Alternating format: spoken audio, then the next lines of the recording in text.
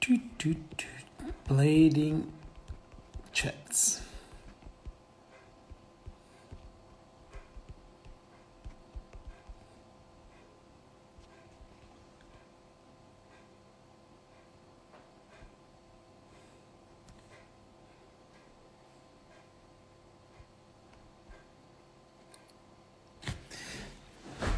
All right, yeah. So tonight we're going live with Angie Walton. She was because unfortunately Daily Bread is not here with us anymore. She was the editor in chief of Daily Bread magazine. Man, what a magazine, huh? It was like a pretty cool one, wasn't it? So let me just invite all the homies. All right, Marco, Manuel, who else? Abdiel, Tom. Yeah, like there are millions of them. How you guys are doing so far? You guys are doing good? Oh, Angie, she's already here. Let's wait for a couple of minutes to people to be connected. Meanwhile, I'm gonna tell you that like tomorrow we are going to have Abdiel Kohlberg. On Sunday we are going to have Arlo Eisenberg, and on the next week, one of the guests of this Blading Chats will be Josh Petty. So yeah, super excited about it, and super happy. For those who don't know, but I do believe it, like you guys, all of you guys know what Daily Bread was. Probably the best magazine we ever had in our industry. That's Shima. To be honest with you, this one was the very first magazine that I bought because I've started skating in 2000, and I started skating in September of like 2000, and I found this Daily Bread with Dustin Latimer on the cover in this store in Milan, and I was like super excited because at the same time I believe that Coup d'etat was just like it was just came out, and like with VG15 it was probably like the second video that I ever saw, and like from that moment I was all the time super hyped on watching Adam Feinberg skating, and like just because here there was like the article of him, I was like watching and reading it all the time. This has been like a great time, those Daily Bread days. And so yeah, with that being said, I'm super excited also with the one with Arlo, because that one will be like super cool. I actually gonna ask him if he, because I think he came here in Italy like several times, but like I'm wondering how and when like was this last time. It could have been cool to have like a Rossis, like a proper Rossis Pro Tour back in the day here in Italy, huh? Wasn't it? I still need to invite like this guy.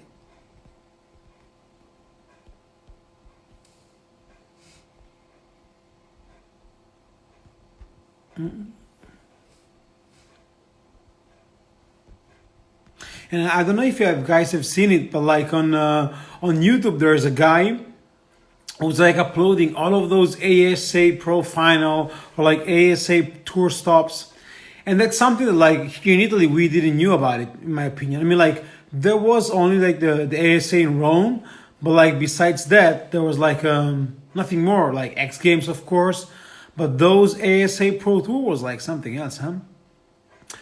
So yeah, it's already. What's up, Gago? Jeremy Suarez in the house. So it's already 10 here in Italy. It's 1 p.m. in the US, in California, I believe. And so I think it's late chat with Angie. I'm quite excited about this, to be honest with you guys. Angie, Hey, what's up? good to see you. You too, man. How's it going? Fine. Are you able to flip the screen like in vertical?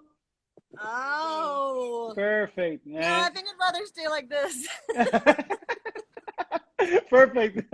I can do like that as well. Dude, I have no way to hold my phone. Okay, that's it. I'm going in here. So, how's life? Everything's fine? Hi, everything's just groovy, man. Global pandemic and all. Yeah, I'm trying to crazy, figure right? out now. Like I had my phone all set up to hang up here. Now I have no idea where I'm gonna put myself. I can just But stand here and hold. Oh, there we go. yeah, perfect. Look at that. Can you hear me still? Yeah, I can hear you. I can see you clearly. So thank you Oh so yeah, much for. see the threads back there. Well, Oh, oh my goodness. Right there on the spot, on like on those like white things, man. I wish I was able like to watch them. Oh, oh my goodness. No woo, way. there they go. Wow. This is That's better than I amazing. thought. So Angie, thank you so much for being here. It's like it's an honor. I mean, like I don't know where to start, but like thank you so much, really. Ah, dude, nothing, nada. How do you like handling so far with these like all of those COVID-19 thing? Are you in California right now? Yeah, San Diego. Ah, it's weird because I'm actually watching the Waco Netflix thing on TV, and I was thinking about it last night. I was like, for me, like nothing much has changed because all I'm doing is working around the house. I've been like building this house for like, I'm not sure whether to look at me or look at you. I've been building this house for like 11 years from the Oh ground up, wow.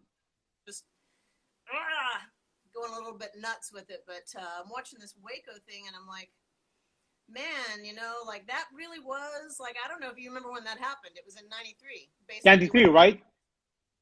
And I think it was like one of the first things that we realized just how much control the government has over these kind of situations. And I thought about it last night and I was like, man, never in my life have I ever imagined just how quickly the entire country, the world can just shut down, you know? True. And it's like a machine that you couldn't imagine ever being turned off, and yet, boom, turned off everywhere. And I was like, it's kind of like, on one hand, it's kind of a relief that they have that much control. And on the other hand, it's kind of terrifying that, like, everything can just be shut off like that. We Like always see, in a week, right?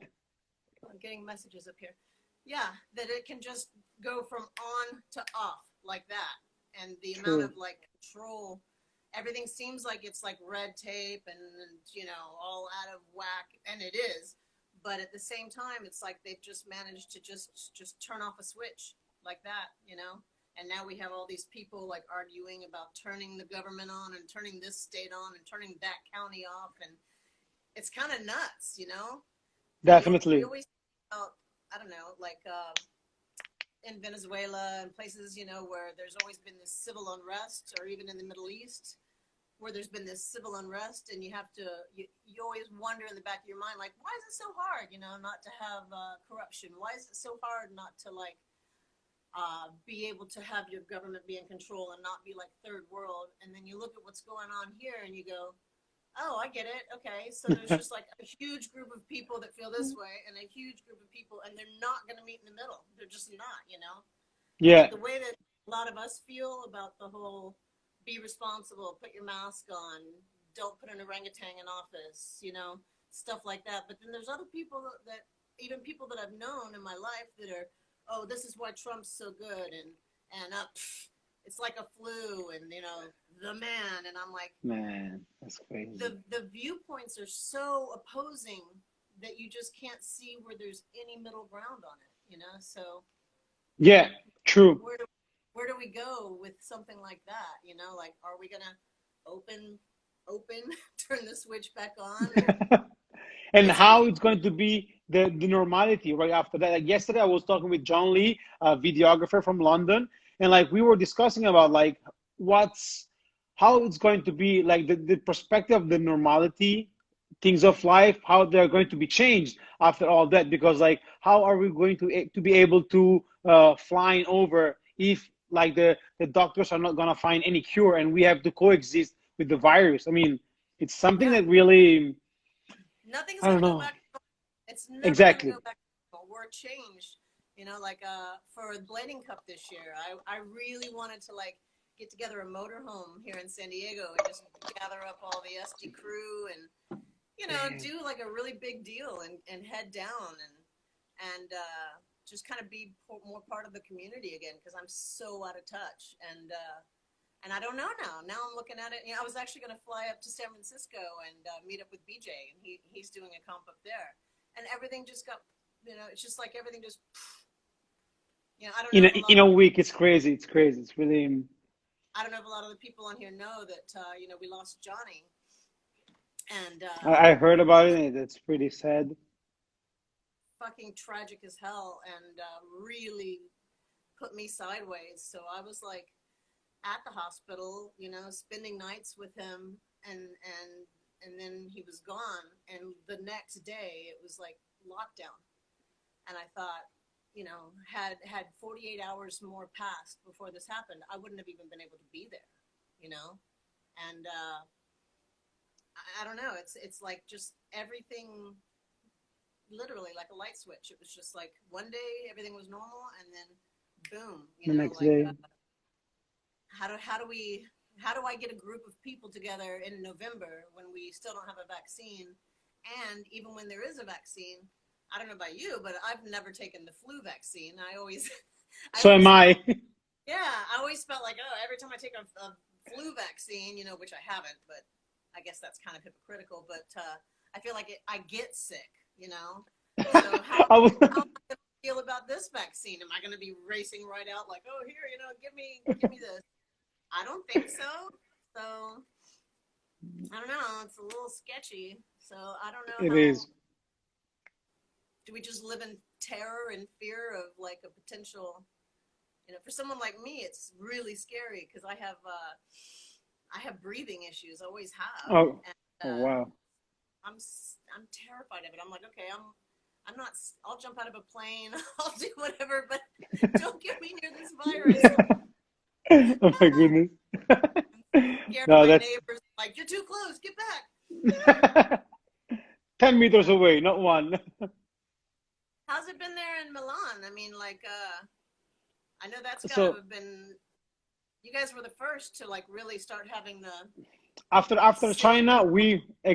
exactly after China, we were like the very first one who have been like hit heavily by that, and like of like governments and the doctors. They I wouldn't say they underestimated, because they didn't underestimate it, but like there was like a lot of misunderstanding, lack of communication between departments and all that, and like especially Lombardy, which is like the region where I'm living, it gets like like in super trouble. Milan, Bergamo, and Brescia, which like are three cities pretty close one to another, they have been like heavily hit by that, and like the numbers of death, especially in the very like in the whole month of March and early like days of April, like the numbers were like growing day after days, and like we were like kind of scared. Right now, like luckily uh, the government like says that like we are in this thing called phase two, which like we are allowed to go outside a little bit to make like sports outside and everything. Because before that, before like the 4th of May, which was like 2 days ago, we weren't able even to go out for a walk. The only thing that we were able to just like go to the supermarket, the grocery, go to the pharmacy, and it's pretty much it. But like Do you guys stay outside. Sorry. do you trust that they're basing all of their decisions on your health or on the economy? Like that's the thing that I'm like, mm, So like to be honest with you, like like the feeling that I have from like the whole country was like very first feeling, ah, it's a flu, whatever. It will never touch us. Like that was like early January, like or mid January, and then like after like the very first cases and like the number increasing like in season stuff like that, it grows like in the people mind this little kind of a fear thing, and we were like, oh, okay, it might be something hard. But then, like, man, when it came out here in Milan, and especially in the other two cities that I was mentioned earlier, we were like, all right, that's something dangerous, and that's something like scary. And because like you were like at the telly, of course, like news, maybe sometimes they are like faking the data and all that, but like you were watching like from one day to another, from like 20 deaths, like you have like 500 deaths, 600 deaths, 800 deaths, like day after day after day. And so like we were like, okay, we must, do and follow the lead of the government, because and the doctors, of course, because they are the one who know how to react and all that. But then, like, with that being said, it came out the economy part of it, which it was like, all right, I'm a videographer, freelance videographer, and having like I did like only one job in these 2 months, and luckily I have like I don't have like a lot of expensive like to taking care of, but like I have friends of mine who like they're running a company, they have like employer that work for them and all that, and they are like in a kind of a bad situation right now because they have lost like 2 months of like income, and they have like the outcome to pay rents, salaries, and all that. So Yeah, economically wise, it's never real until it's real. And it's like true, when you start to read stories about people you relate to and stuff, then you start to kind of see the impact of it and like, oh shit, you know? And I think we're so entitled in this era, like from the 60s and on. The Gulf War happened and other things have happened, but they always seemed, I don't know, it wasn't like World War II where you got the shores of no, or Vietnam where you had all this stuff going on. It's like you just were kind of a little bit out of touch with it, more like a video game kind of thing. And I think we've just all been so entitled that we have that mentality of like, oh, it never happened to us. true, But true. it never happens until it happens. And it's funny on a note like that. I think with something like this happening, um, it's kind of made people a lot more aware economically, even if they don't have jobs that are like that. They can suddenly relate to the fact that okay, so these businesses have all of these expenses that just continue to go, whether there's income coming in or not. And what do? Your expenses are piling up. It's not like somebody you would think like the mortgage companies or the rent or anything like that. You always think, well, there's a solution, it can be fixed, but there's people getting kicked out, even though they say, oh, rent abatement and nobody's allowed to do this. They'll do it and they're doing it. And the only way you can ever fight something like that is legally, and lawyers are super expensive. So it's like Yeah, you think it's not happening to people. It is. I know that better than anyone. If you don't have the money to fight, you got to just walk away. Like there's just no way to do it. And when you've got, particularly, I feel for a lot of these businesses because their expenses are going to keep going. The things that they're on the line for, like, I kind of liken it to, I don't want to bring up stuff from Daily Bread, but the way that went down, if, I know a lot of people didn't understand it and they thought, oh, well, it was a disagreement between partnerships. I'm not going to choose sides or whatever. It's like, no, imagine you were like a car dealership and you had a couple of car salesmen working for you and a global pandemic hit and suddenly you can't sell cars and your income is just gone. And you've got these car salesmen and they're like, pay us. And you're like, I can't sell cars. And then they just come in one night and they take your entire inventory. What are you, well, of course, now you definitely can't do anything to help them. And not only that, you've got to still pay for those cars. You've got to pay all the manufacturers that sold you the cars to be sold to the public. You've still got your rent. You've still got your credit card bills. You've still got all of that overhead.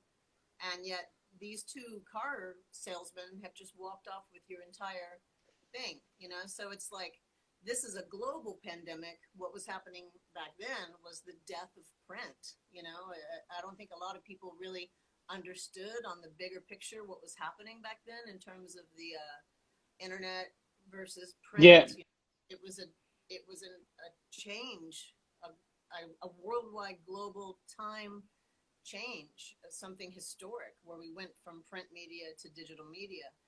And there was really, it required a big transition, which by the way, is why that the very next thing I did was teach myself programming because I was like, I was constantly trying to hire somebody to like help us through that transition. And every time I would hire someone, they just wouldn't get it. I'd be paying them to like sit there and they'd be in the chat rooms and doing them. I'm like, you don't understand. Like, there's a change coming and we need to be prepared for it. And I couldn't do it on my own. So that was the very next thing that I took up. So I just turned into like an even bigger geek than I was already. And yeah, started focusing on my music finally.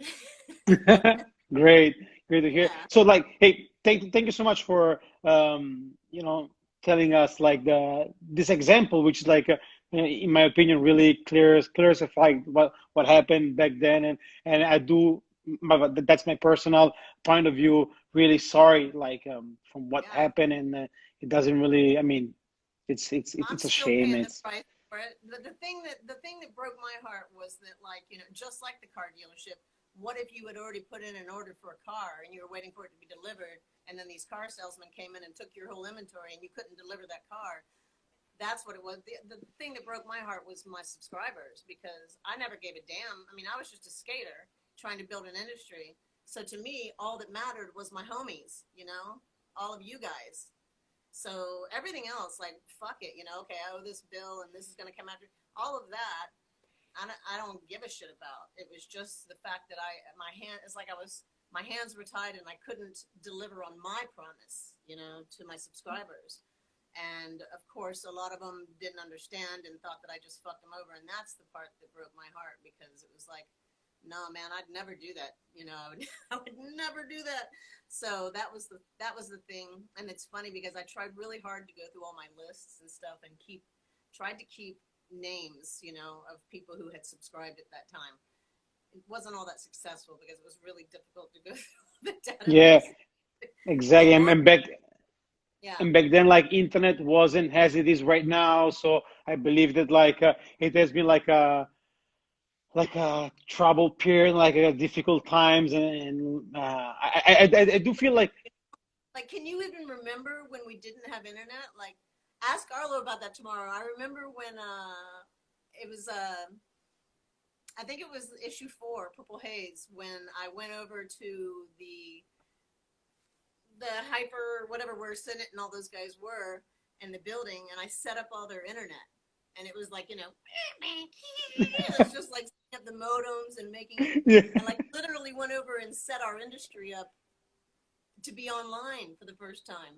It's like, it feels like a world away, but the idea, and we would go on those tours to Europe, and I remember just trying to find a landline. And a lot of times in Europe, they had cell phones. You guys had cell phones way before we did, in terms of like a lot of people. oh really? Oh my God, yeah. And so I remember I would go and try to find a landline. I was staying with it was a friend of Frank Rodolfo's in Lyon. Excuse me. And I just remember trying to search through the house for like an old box where a landline may have been Yeah. connected, digging in the wall and just trying to find some wires. And then I would have to get out my little kit and like attach wires together and try to get that Wow. modem signal so I could like get online.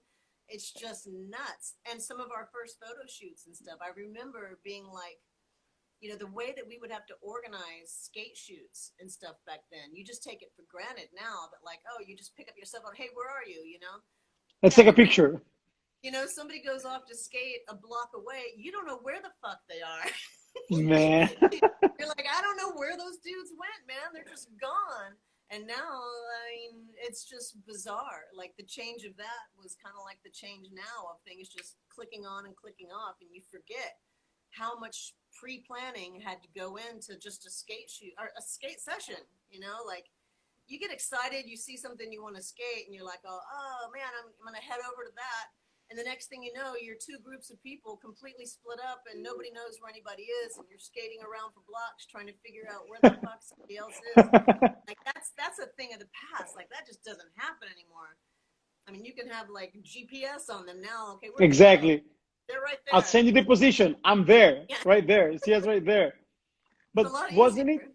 it exactly? But isn't it like the best part of it in a way, like the struggling to get to the spot or to meet with the people? And then back then, I'm like, I started skating in 2000, so I'm a kind of a new in that kind of. But I remember back then when we had, of course, we had cell phone, but that no internet or whatever.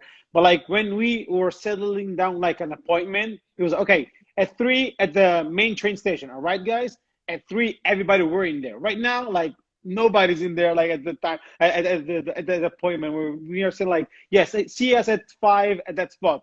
Nobody will be there at 5. Yeah, we're always going to create new challenges for ourselves. We'll make it difficult. We're good at that. Exactly. It's like it's so easy Exactly. for us now. We need to do something to make it a little bit harder. Now it's like, okay, I'm trying to live stream somebody from across the country, and that idiot doesn't know which way to turn their phone. No, no, no. Come on. But yeah. So just because you mentioned it, so Sorry, I just had to do that. no, no, no problem, no problem. But I saw you just Abby said on here. Sorry, it. I saw Abby on here. I think his name came up. Abby. No, he's not here anymore. Maybe later on he's gonna No, he connect just here like I get. tomorrow. Tomorrow will be here. Tomorrow I do have like a deal, and on Sunday Arlo, I and then know. and then Ordo. next week Josh Petty. Yeah. And yeah, going back to the thing that I wanted to ask you. So you have founded Daily Bread, is that correct? I what? Did you found it Daily Bread? Did you like create it Daily Bread? Yeah. Wow. And how did you came up with the idea of making like a skate magazine that became what it became? It's so funny, man, because you always see the world through your own perspective, you know? So, like, it's like your world is three-dimensional, but everything that came before you is two-dimensional. It always existed. It was just like it is, and you don't know about the layers of it, you know? Like, you know about the layers of when you came in. I bet you know who started skating before you, who started skating after, what was going on, and how things developed. Everything's just normal. But you see everything behind you as if it happened all at the same time. Not even remotely close. So to try to like put it into a chunk, you know, it's like rollerblading had founded this team rollerblade, you know, and they had kind of pulled people from different segments of sports. So they pulled, and to me, it's two-dimensional before that too. So like, this is me talking history that I figured out. So the person who got me into it and was, to me, my founder, the beginning wall, was Doug Boyce, you know, because Rollerblade had found some people to do promotion on the boardwalk in Venice. So they had AJ, you know, Jackson. He was like the whatever, Yeah. and they had Jill Schultz. She was the ice skating, you know, turned rollerblade dancing. So she was kind of the dance element, and then and her partner, of course, was Chris Mitchell. They were like ice skating partners, and I don't know if in competition or just in show, but so they had this whole group, and it kind of came from roller skating dance and stuff. So there was like this dynamic, and then they picked up Doug Boyce. He was like a skateboarder and on the boardwalk, and so you know how you had these through this three-pronged tier, and even before them there was a Chris Morris and you know a couple of other people, and they were like on the more the skiing side of things. That was where they came from, extreme skiing. And from that little pronged thing, you know, rollerblading started to like really get popular and big. And rollerblading being a company out of Minnesota, you know, they were more of the recreational mindset and the fun in the sun kind of thing. They were going in this direction really, really hardcore. So they were pushing the dance team and sending the dance team around everywhere to promote skating by doing these flashy shows and so forth. And Doug, of course, was taking it down the path that he was on. So he was sort of I would say the seed that planted in Chris Edwards. So you've got, you know, you basically have these branches that are all coming out from this one little marketing promotion. So you have this branch, and you have this branch, and you have this branch, and each branch went off in a different direction. And so you've got Doug Boyce, who inspired Chris Edwards, who inspired Jess and me and Pat. Oh, Pat was actually kind of there before with Chris Morris. So it's a little bit, I'm not saying it completely correctly, but if you were to look at like hierarchical tiers, you'd have this tier, which was the beginning, and then you'd have the next tier, and that would be me, Jess, Pat, Jimmy Trimble, John Tyson, Tim Gantz, Chris Edwards. And so we kind of like started, they initially wanted me on the dance team. I was on a BMX bike, and I met Jess. I was doing aerial acrobatics at the fair. I'd come out here. Wow. I met Jess, and he got me on a BMX bike. And then we went and looked at a demo with Chris Edwards and stuff. And Jess talked to Doug and said, hey, I met this chick, and want to get her a pair of skates. So I drove up to Long Beach in a parking lot and met up with Doug Boyce, and he gave me my first pair of skates, which I would do anything to have those skates back. I gave them to this little girl at these really famous ramps in the backyard and somewhere in LA.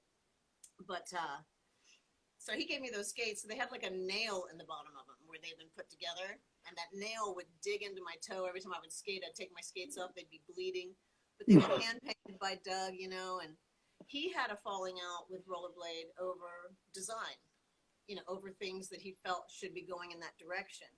And he walked away, but we picked up the mantle from there, and we called ourselves, Chris was over here in his own planet. I mean, Chris was like Chris, from the get-go. And Jimmy was really young. Oh, and Brian, BK, him and Jimmy were really good friends. I remember teaching Jimmy to drive in the parking lot in Vegas. No way. But yeah, so it's like we kind of picked up the mantle from that. And me, Pat, and Jess, we called ourselves Vert Service. So we were like battling with the whole Rollerblade is always trying to like send out the dance team. And then sometimes the dance team would like, it started happening basically where, sorry, I got to back up a little bit. When I went to actually like audition for a Rollerblade, they wanted a female vert skater. They wanted somebody because Jill was kind of getting on the ramps, but she was more dance and so forth. So somebody told me about it. And they're like, hey, go out there. Rollerblade is looking to put something together for this trade show. Basically, it was ASR in San Diego, which is the action sports retailer. I didn't know shit. I moved out here from Florida. I didn't know shit about any of this. So they asked me to come and audition. So I went there and I skated the vert ramp, and it was like, oh, hell yeah. And then they found out that I had a background in, show, like I was on team, I was a skier in SeaWorld and had done the aerial acrobatics and stuff. And they thought, oh my God, okay, this chick knows how to like move and do lifts and stuff as well. So they tried to like push me in that direction. And I was like, no, I'm not interested in doing that anymore. I just want to skate, And that was a really big battle because it's like, I'm a girl. So we have me, Jess, Pat, Chris, whatever. And it's like this going on. But they wanted to pluck me out and put me over here. And that became a really big battle. Like I got fired 3 times. But I would go out, like I wanted to make a living. So I would get sent out. I would fuck everything up every time. I had no interest. I wouldn't practice. I wouldn't do anything. I would just go out there and I'd be like, oh, okay, where's the ramp? But it gave me insight that my fellow skaters didn't have because I was going out and I started realizing that all these skate shops were asking for us and they were getting the dance team. And so I was connecting with skaters all over the country and being like, hey, back home, my homies and I, we go to the ramps every day. We skate. Street skating didn't exist yet. So it was like, hey, we're skating every day back there. Just be patient. We're trying to build an industry. And so that was happening here. But we were basically being squashed by the fact that it's America. It's capitalism. Rollerblade had this vision in mind. And they were almost suppressing what could have naturally erupted into what we have now, basically. So I saw that. And Jess comes from a long line of like, BMX, pro. He's been in the industry forever. And he's an instigator of things, I mean, he's the one that got me on skates. He's the one that got me on a BMX. So he knows what's down with all of that. And Pat comes from an artistic background. He really likes to design and draw and stuff like that. So, you know, we like had our own little vision going on here, and we decided to try to market ourselves. And there was a lot of tension between us and Rollerblade because we were like, hey, send us out, send us out. But they were scared to because they thought that we would frighten off the recreational market. They thought we would hurt sales because people would think it was too hard to rollerblade. And we were like, no, man, you know, like, no, it can be different things, you know, and we are passionate about this, you know, this isn't an after school hobby, and we want to build an industry, and they were having none of it. But then we made I was older than everybody always. So, and I've always had kind of a business mind back here, sort of, not really, but sort of. And so we got a lawyer. She happened to be the lawyer that handled Madonna, of all things. What? And we got a lawyer, and we had these contract negotiations with Rollerblade where it was like, okay, we're allowed to do our own thing and get our own sponsors. And if we ask for approval on something and you don't give it within a certain time, it's going to be a presumed yes, because they would just put us off and, you know, like, oh, no, you know, and then they would sneak in and send the dance team. So there was a big battle back then between us. Wow, yeah, it looks like. Damn, I never thought about it. Yeah, because the dance team would also go, no offense, guys, but like the dance team would go and they would go to the ramps and skate with these people. And then these skaters would think that was their passion, but then they come home and they don't do that. They didn't go to the ramps with us. They didn't hang out with us, you know? So it was a really weird time back then. And there was some animosity because we were trying desperately to build something and build a community. So then it happened that, I'm trying to think of which one of these came first. Oh, the Australia one came first. So we went to Australia was the first one. They actually requested the top male and female vert skater. So Rollerblade could not deny it because they specifically asked for the vert team. For you guys, actually. They knew about it. So me and Chris went out there. It was just me and Chris and Ida, Chris's wife. It was just us. So we went out there and it was like, wow, here's this country where the marketing and the suppression wasn't happening and it was just able to like develop on its own. And there wasn't a dancer in sight. There was barely, you know, you would see rec skaters and stuff, but man, the ramps and the people. And we met a lot of people out there. I'm thinking about certain people in my mind and so forth, but like that just sort of opened a door. And some of the first people to like come over were like Scott Crawford and stuff. And you'll notice there's a really important name missing right now. The instigator, the Chris Edwards of Australia, Tom Fry. And I love that. I love that guy so much. Like the friendships that we formed back then, you know, they were special. We were like, again, building something that was brand new. Wow. On this tour, there was this tour that got put together, and we ended up calling, I don't even remember what it was originally called, but we ended up calling it the Sketchy Bastard Tour because it was me. God, I can't even remember who all was there. By that time, Rollerblade had said, okay, we're going to split it out. We've got the dance team. We've got the aggressive team. And it was like, yeah, you know, we'd made some headway. We were acknowledged as our own little unit. And we'd actually gone and done the Olympics by that time, I think. We all went out and like did the Olympics in the Winter Olympics in Europe. It was amazing, actually. If you ever can find any footage of that year, the Winter Olympics, but in Lausanne, it was pretty amazing. Then back up to the Sketchy Bastard Tour. We're all out there on tour together. And this guy that organized the tour didn't know shit about skating.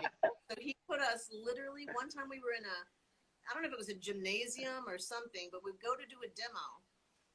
And if you're standing on the top of the vert ramp, you had to like bend down. I'm 5'2", and I had to bend down. So imagine air out of a ramp that you can't even stand on. I mean, we were laughing our asses off. And he had all these tribal guys that were his workforce. And apparently he wasn't paying them.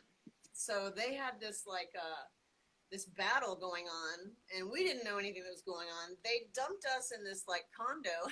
Oh, poor us. They dumped us in this condo on the Gold Coast and just disappeared, just vanished. And we were No like, way. I mean, we're not going to complain. We're in a condo on the beach. So we're just like, whatever. And then apparently they got all that stuff sorted. But Jess and I decided to hang back and like stick around for a while after. And, you know, we were hanging out with Tom Fry and the whole scene there. And we had already sort of started talking. I could be getting my dates and times a little bit off, but of course, Jess and myself and Pat had started talking about, hey, you know, and it was actually Jess because he comes from BMX and there was always a BMX magazine and Trans World and all of that. So he was like, we need a magazine. And so he was the spark, you know, Jess, we need a magazine. And so the three of us, you know, bounced the idea around, and we already had our little partnership with Vert Service and stuff. So it was going to be our thing, you know, skaters, by skaters, for skaters, developing our own little niche and none of this other stuff, just us and all the people we were meeting. And when we went and when Jess and I stayed back and we're hanging out with Tom Fry, he showed us this video of this guy skating vert. This is just a funny off story. And we would watch that video every day before we went to the ramps. And we didn't know who it was. We were just like, we called him Yellow T-shirt. So every day we would watch Yellow T-shirt and get inspired and then go skate the ramps and talk about stuff. And it turns out later that was Renee Holgreen. No, that's crazy. Yeah. We didn't know who Yellow T-shirt was, but he was like, oh, Yellow T-shirt. We're going to watch Yellow T-shirt and go skate. So when I came, I found out that Pat had gotten together with Chris Mitchell, who at that time was Team Dance.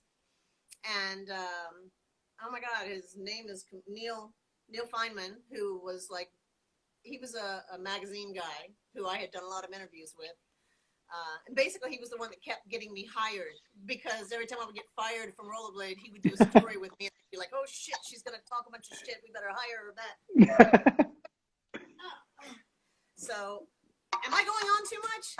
No, no, hey, no, it's amazing. I might be because like Instagram for some reason allows us to make like only 1 hour of streaming. So maybe like when this hour will be over, I will shut down this live stream, and then if for you it's okay, can we like restart another one right after this one? No, I'm taking off. No, I'm kidding. I got to get on my jog. So yeah, we can do it like that. Exactly. I'll walk around here for a second. Yeah, so anyway, where was I? No, I gotta sit down. The guy. Apparently, I can't walk and think at the same time. That's what old age will do to you. Oh, I can't walk. Okay, where the guy was Neil. The guy I? Neil. So that's I like. came back home, and Pat has hooked up with Neil Feynman and Chris Mitchell. And being the anarchist that I am and was, I guess I still am, but I really was then. It was like, you know, I was the one that was doing the battle and getting fired because I refused to dance. So that it was a little stronger in me. And because I had come from that background and didn't want anything to do with it, you know, I didn't want to perform for an audience. Skating was something that was about me, my own achievements, what I would accomplish. It was sort of a psychological break from, you know, being a monkey and performing like, ta-da!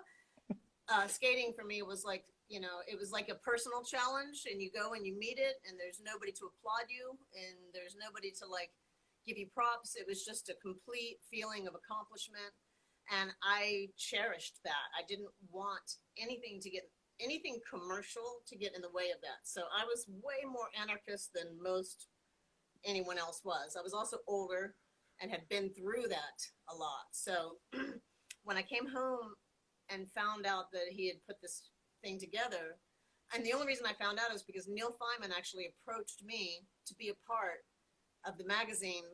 We were already planning with him not knowing that we were already planning. So I just kept my mouth shut, and I was like, what the fuck? So I got in touch with Pat, and I was like, Pat, what are you doing? You know, like, what happened to our plans, you know, of making this magazine? And he was like, oh, you know, we need help. And, yada yada. And I was like, no, but that's not how I feel. Like I don't want to be a successful magazine. I don't give a shit about design and art and magazine. I want to build an industry. And so the most important thing is that it is by us and for us. We're not trying to be a successful publication. I'm not looking to be, you know, I'm not looking for a career path. I don't give a shit. You know, I was always a hippie back then. So it's like, money, who needs money? You know, I'll farm and live off the land. So I never really came from a perspective of looking at anything from a financial standpoint. It was just like, okay, we need a family, we need an industry. So I told him, I was like, okay, well, you go ahead, you do your thing, you know, but I'm gonna go for it, you know, I'm gonna put this together. I didn't know shit. I didn't know what I was doing, you know, like how the fuck do you make a magazine? I don't know. You know? So that's what I did. I like got a computer. Actually, I got help from Chris Mitchell to get the computer because he was a student at the university, and I was like, hey dude, can I get your student discount? And I went and got like the top of the line. Whatever money I had, I went and I got the top of the line computer, which at that time was called a Quadra 800. The 800 meant that that whole computer was 800 megabytes. No way. The entire computer held 800 megabytes. So the first, at least four, I don't remember when I got a new computer, but at least the first 4, 5, 6 magazines were done on a computer that could only hold 600 megabytes. So if you're getting really picky about my design and everything back then, just know I didn't know shit about what I was doing, and I only had 800 megabytes to do it in. I mean, it was slow as fuck. So, I mean, it was day and night, and I had like a stack of SideQuest discs that were 100 megabytes each, and I would have to split up the magazine between like pages 1 through 4. I could work on those, and then I had to download them all off my computer so I'd have room to work on pages 5 through 8. It was crazy back then. And Photoshop, undo, Command Z. That's all that existed in Photoshop. So if you wanted to do something with, there was no layers, there was nothing. If you wanted to do something, you had to plan it all the way to the end. That's one thing I'm really proud of is the Cosmo ad with the alien and stuff. You would not believe what it took to make that ad. But anyway, so, you know, right there from the get-go, Jess was in the middle because, you know, it was the three of us always. We were like the rat pack. And here's Jess in the middle, and he's always been a middle guy. And he's got his partner, Angie, who he's actually also dating. And then he's got his best friend, Pat, also, who's, you know, so Pat's gone in this direction, Angie's gone in this direction, and he doesn't know where to go. And so that causes a lot of tension and stuff. But he ends up kind of going in both. You know, I needed whatever, but I have to back up yet again. That's what I mean about the layers. So we have to get from our layer to the next layer. The next layer, Arlo. That whole group of people which came in, because what happened, Rollerblade actually gave us the go-ahead to form a team and to pull some people in on it, you know? And they would send us out to like these races and stuff, you know, like speed skate races to do demos. And of course, you know, somebody like us would inevitably show up. And we were in Texas doing this, we were in Texas doing this demo. Oh my God, stop. And I'll never forget it. Because, you know, Arlo has a very specific style, look, everything. I'll never forget it. But, like, we were doing this demo, and afterwards this kid comes, like, you know, skating up to us. Hey, you know, like, my name's Arlo, you know, and, like, we went to the ramps together and watched him skate, and it was just like, fuck, man, you know, this guy's awesome. And I think I've told this story before, but I still don't think that he knows this. So you can, you can ask him about it. So after that, he apparently moved. He went ahead and moved. We told him all about the scene and everything. He moved, but he moved up to LA.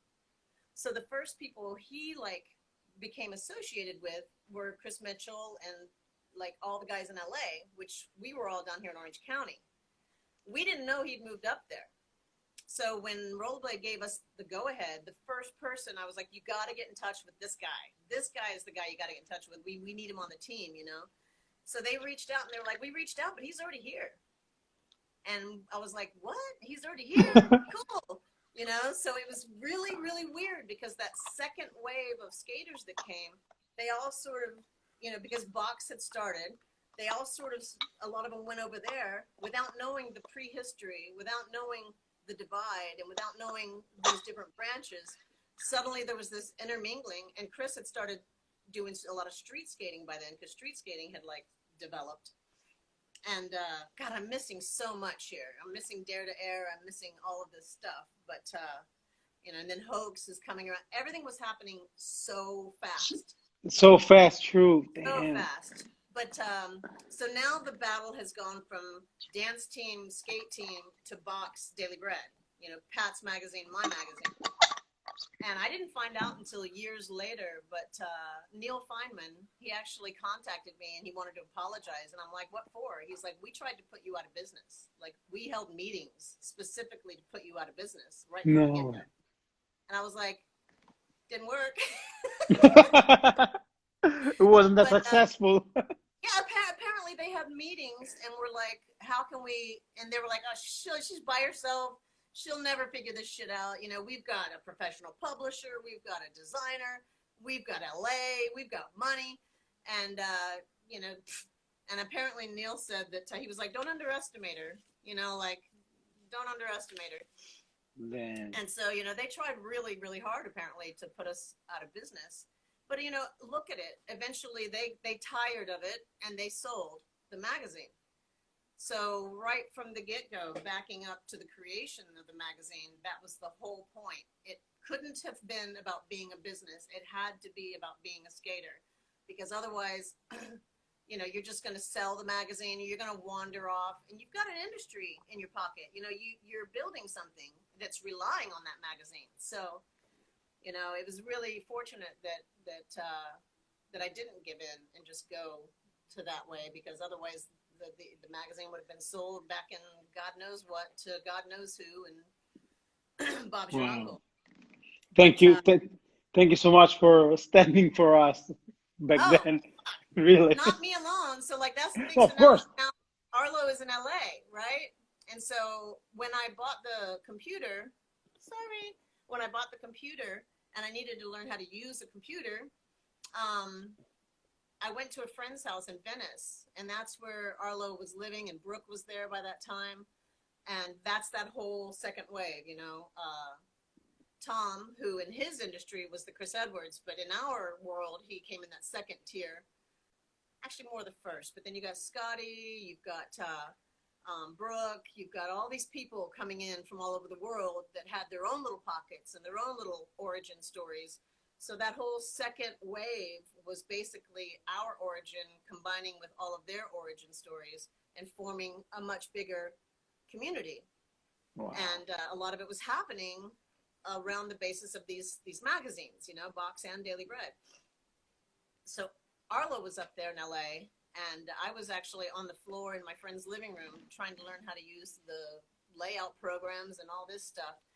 And I needed help, and Jess and I were like, you know, he was kind of helping Box, and I was like, fuck, and we got in a big argument. And I turned to Arlo and Brooke and the whole skate crew up there, because Arlo and I always had like a simpatico, you know, like I fucking love that guy so much. And so he took it on himself. Once I actually got out of my friend's living room and was needing to kind of move forward with it, I was always in the house scene, the electronic music scene and so forth. And I had a friend who was doing events, big events, actually, probably famous now in the history of electronic events, Narnia and stuff. And they had a print shop. And so his brother owned it, and his brother was going away to like South by Southwest kind of thing that was happening. I don't even know, maybe it was some of the first South by Southwest in '93. I don't know when that started, but he was going away, so they snuck me in, and I was working around the clock. I only had like 5 days to put the whole magazine together. So Arlo was Damn. writing and stuff, and right before I had come there and was in the living room at my friend's house in Venice, they took a bunch of photos, and there were some girls that had a house there, girl skaters. Why am I brain farting? She's gonna kill me. I want to say, oh my God, she's gonna kill me. Okay, I'm gonna have to come back to that. But they called themselves the hen house, I think, the hen house. And I think it was their bathroom that we were developing photos in the toilet. We didn't have any way, Wow. so a lot of those first pictures were developed in the toilet. And then Arlo started bringing, and then Jess came on board more. And so for that first issue, I was there at the print shop, and they were like, dropping shit off to me. We were open 24/7 because, these guys are all on E and smoking like fiends and stuff. It was a crazy environment, but I only had like 4 days to get the magazine put together. And it was getting down to the wire where it was like Artie Parent, my friend's brother, he's a giant man, scary and intimidating as hell. He was going to be coming home, and I had to finish that shit. So I was staying awake. I stayed awake for 4 days and 4 nights straight. Oh my goodness. And I learned that if you eat just a little bit of sugar, it'll last like a minute and 34 seconds of brain power, and then it's gone. So if you look at the first issue of the magazine, at the contents, you cannot imagine what I went through to number those content pages. It was numbering the pages. See, I don't even know what the fuck I'm talking about. I was trying to number the pages. So I was trying to number something in the magazine, and I could not get all the way through because I would just get stupid. I was like, okay, 1, 2, 3, 4. Did I just do 4? Or was I on 5? And so they're numbered wrong. They're numbered wrong. I tried like 20 times and I couldn't fucking do it. But then we got everything back, and his brother came home, and he actually came home a little bit early, and we got busted. And oh my God, all the film for Daily Bread almost got trashed because he was so pissed off. No way. Yeah. But we did it. We got it. We finished it, and got the magazine out there. But so that was that wave. It was really wave 3, but really in our industry, there's just Doug Boyce in wave 1 to me. Doug Boyce is the godfather of aggressive skating, and then comes us, and then comes Arlo and the whole crew there, and then comes like the Dustin Latimers and that whole crew, and then comes the like Billy O'Neills, and I'm probably getting them in the wrong order because I'm so fucking out of touch with everything now. But Wow. there's many different waves that came about to where we are now. Man. So I don't even know. I honestly don't even know. Like from 2006 to now, I feel like we just sort of hit pause. I keep kind of poking into the industry and looking and stuff, and I'm like, they're still doing the like top 10 skaters of 2006. Where the fuck are all these new guys? Where's the next wave? I can't identify it, and I'm trying really hard to. And maybe it's just because I'm so out of touch, but I just don't feel like yet. I feel like it's starting to happen right now. Like I feel like right now is the bridge, is the gap is finally being bridged from 2006 to now. All of this has just been like static in the air, figuring out this new world, figuring out this digital thing.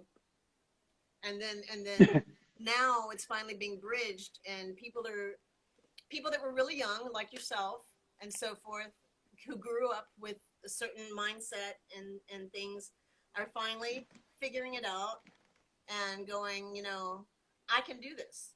I don't need to look to anything else. I can make this happen. I can make community, because literally anyone can make community happen now.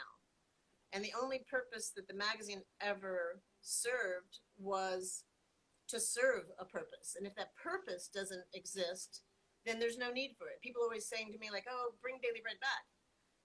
No, man, Daily Bread served its purpose. If I tried to bring print back, what the fuck?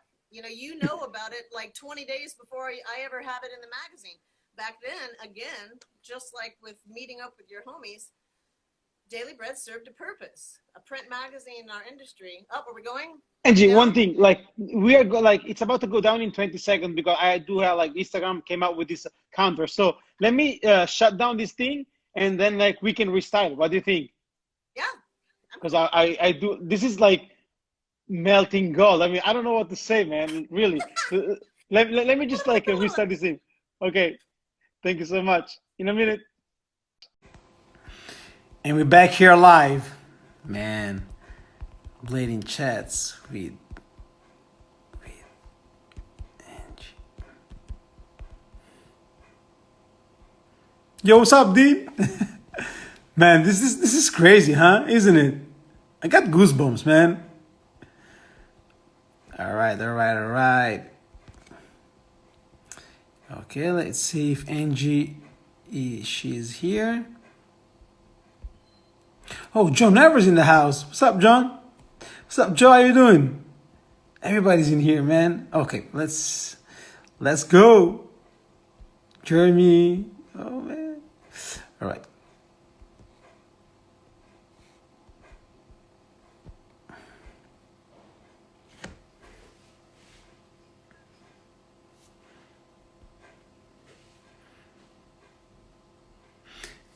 Let's wait for Angie to be connected.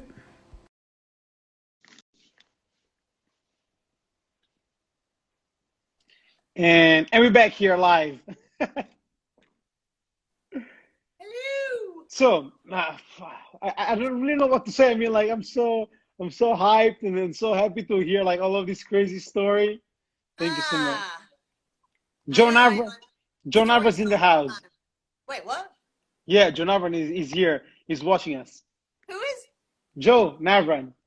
Oh no shit, hey Joe. How do I say hi? Hi. I guess. How do I say hi? Hi. Exactly.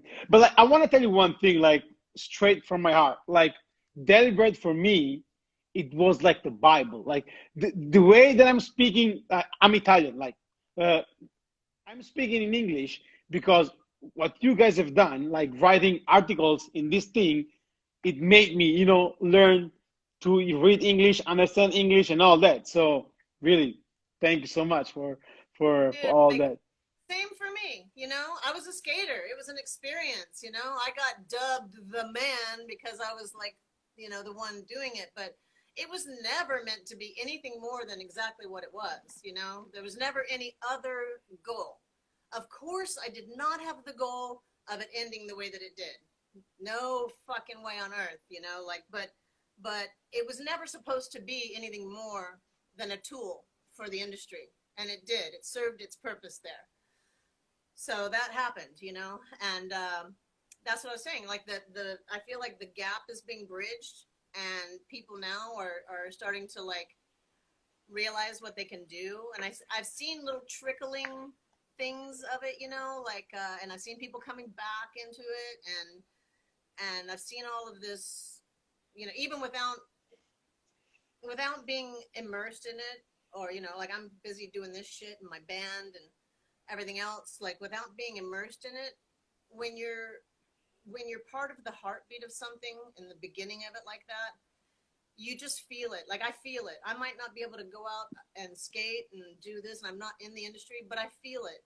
Like it's always there. And I reach out and I try to like keep connections with certain people that mean a lot to me. All over the world. The Renees, the Toms, the Scotts, the other Toms.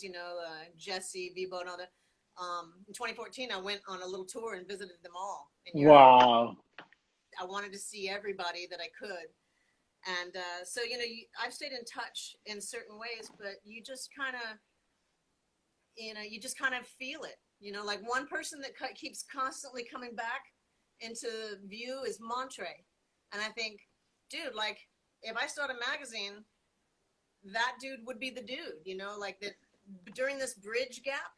I feel like he's been really instrumental. Like I don't know much about him. I don't know him, but like I feel like his skating,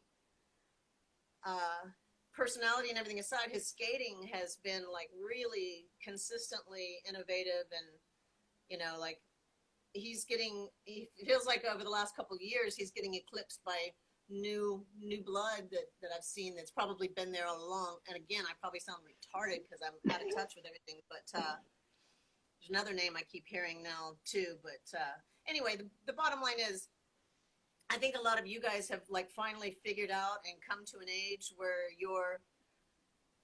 you're developed more, like whether it be graphics or video communications or videography or writing. If I had the talent pool that exists out there right now, back in the day, holy shit, you know, like, holy shit.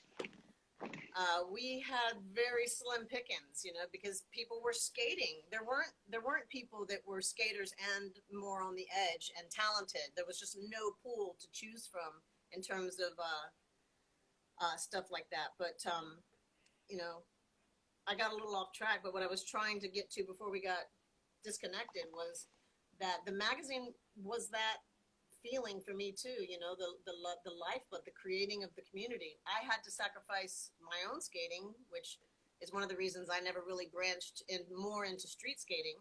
You know, the first time I did a rail was Dare to Air, and I had issue 1 with me.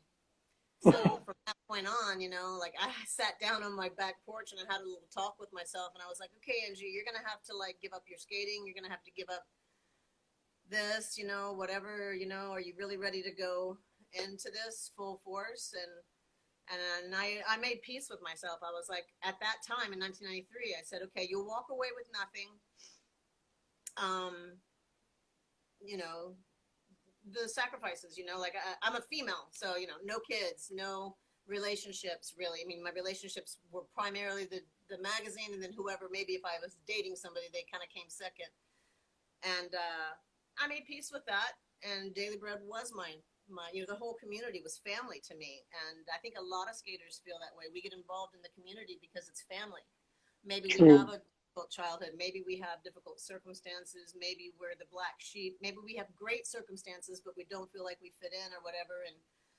And we're driven toward this sort of edge thing. And so we all congregate together and we make a family. But the magazine, oh my God, you know what? Do you hear all that static? No, kind of, Okay. but like it doesn't really bother me. I don't know if the people here get bothered, but I don't think so, because otherwise we will like they will like writing down the comments here. But like it's Well, I just kind of realized okay. that I had the I've got the phone sitting on my speaker, which is really not the right place for it to be, but I kind of have to. Okay, so if it starts bugging anybody, let me know. I'll move it. So And anyway, like the magazine, you know, I get credited with it, but I was just the conductor. You know, I was the conductor. I was the instigator. I was the one weaving the web. But it's without Arlo's words and a lot of those stories. Like Arlo's an amazing writer. Without his help, without Brooks writing, without Brooks' help, without Jess, without so many people, you know, people in and out of without Johnny, for fuck's sake, you know, like. You know, Johnny's a huge part of like Daily Bread from issue. God, what issue did he come in on? I want to say 8 or 9, maybe. You know, like he was there lending his expertise, taking the weight off me. I may have broken a lot earlier without that support. I'm just gonna come out here for a second, where I can't even see. So, you know, it's not just me. Like I just I wove the web, but, and I managed business stuff, which sucked, by the way. Like I had to learn accounting. I had to learn shipping, distributing. I had to learn all that shit, you know. I didn't want to do that, but, no, but once again, I could be a professional shipper right now, and I could definitely be an accountant right now, but, you know, there was a whole industry at play there, you know, from the skaters to the older skater generation helping to, my motivation was always the community. If it weren't for them, I'd have been, fuck this. I don't want to learn accounting. I don't want to do this shit. But I was always inspired by the community itself. So it was always full circle. It always went all the way around, you know. Wow. It was never, that was a very special time in our industry and in a lot of our lives, you know, very special. But I'm desperately trying to keep my word. I sound like a freaking asshole on Facebook because I've said many times now that I'm going to get this stuff up. And this house has like kept me from doing it, or the band, or whatever is going on, and haven't been able to do it. But mark my words, mark my words, it will happen. I'm going to get the magazine up in terms of an archive, you know, and get them out. Wow. I've been storing and paying for these back issues for 14 years, and I need to get them out of the storage unit. What's left? There's been twice damage from the storage units raining, but I'm going to get them out there and make it. I was actually going to take, I thought it would be really fun to take them to the Blading Cup. I haven't told John about this yet, but like do it the same way we sold the first Daily Bread, which was just to show up in the car, you know, with them in the back. I thought I might do that so that I could help support John and like say, hey, if you want back issues, come to the Blading Cup. You know, we're going to be selling them out of the camper. Man, I need hopefully coronavirus will allow that to happen. I don't know yet, so we'll see. I'm keeping everything crossed because like I need to be there at the Blading Cup this year. Definitely, I try all my best, everything I can to be there.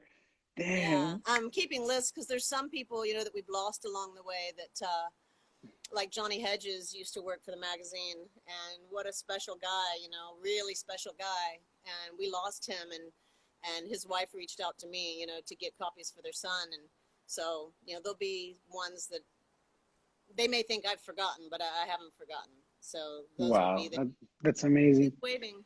You know what I don't like about Instagram? I don't know who the fuck anybody is. But like, there's a shout out from you from Dave Payne. Dave Payne is watching us. Dap! And but yeah. So with that being said, which is like unbelievable, and as I was saying, melting gold. I think I'm speaking for everyone right here.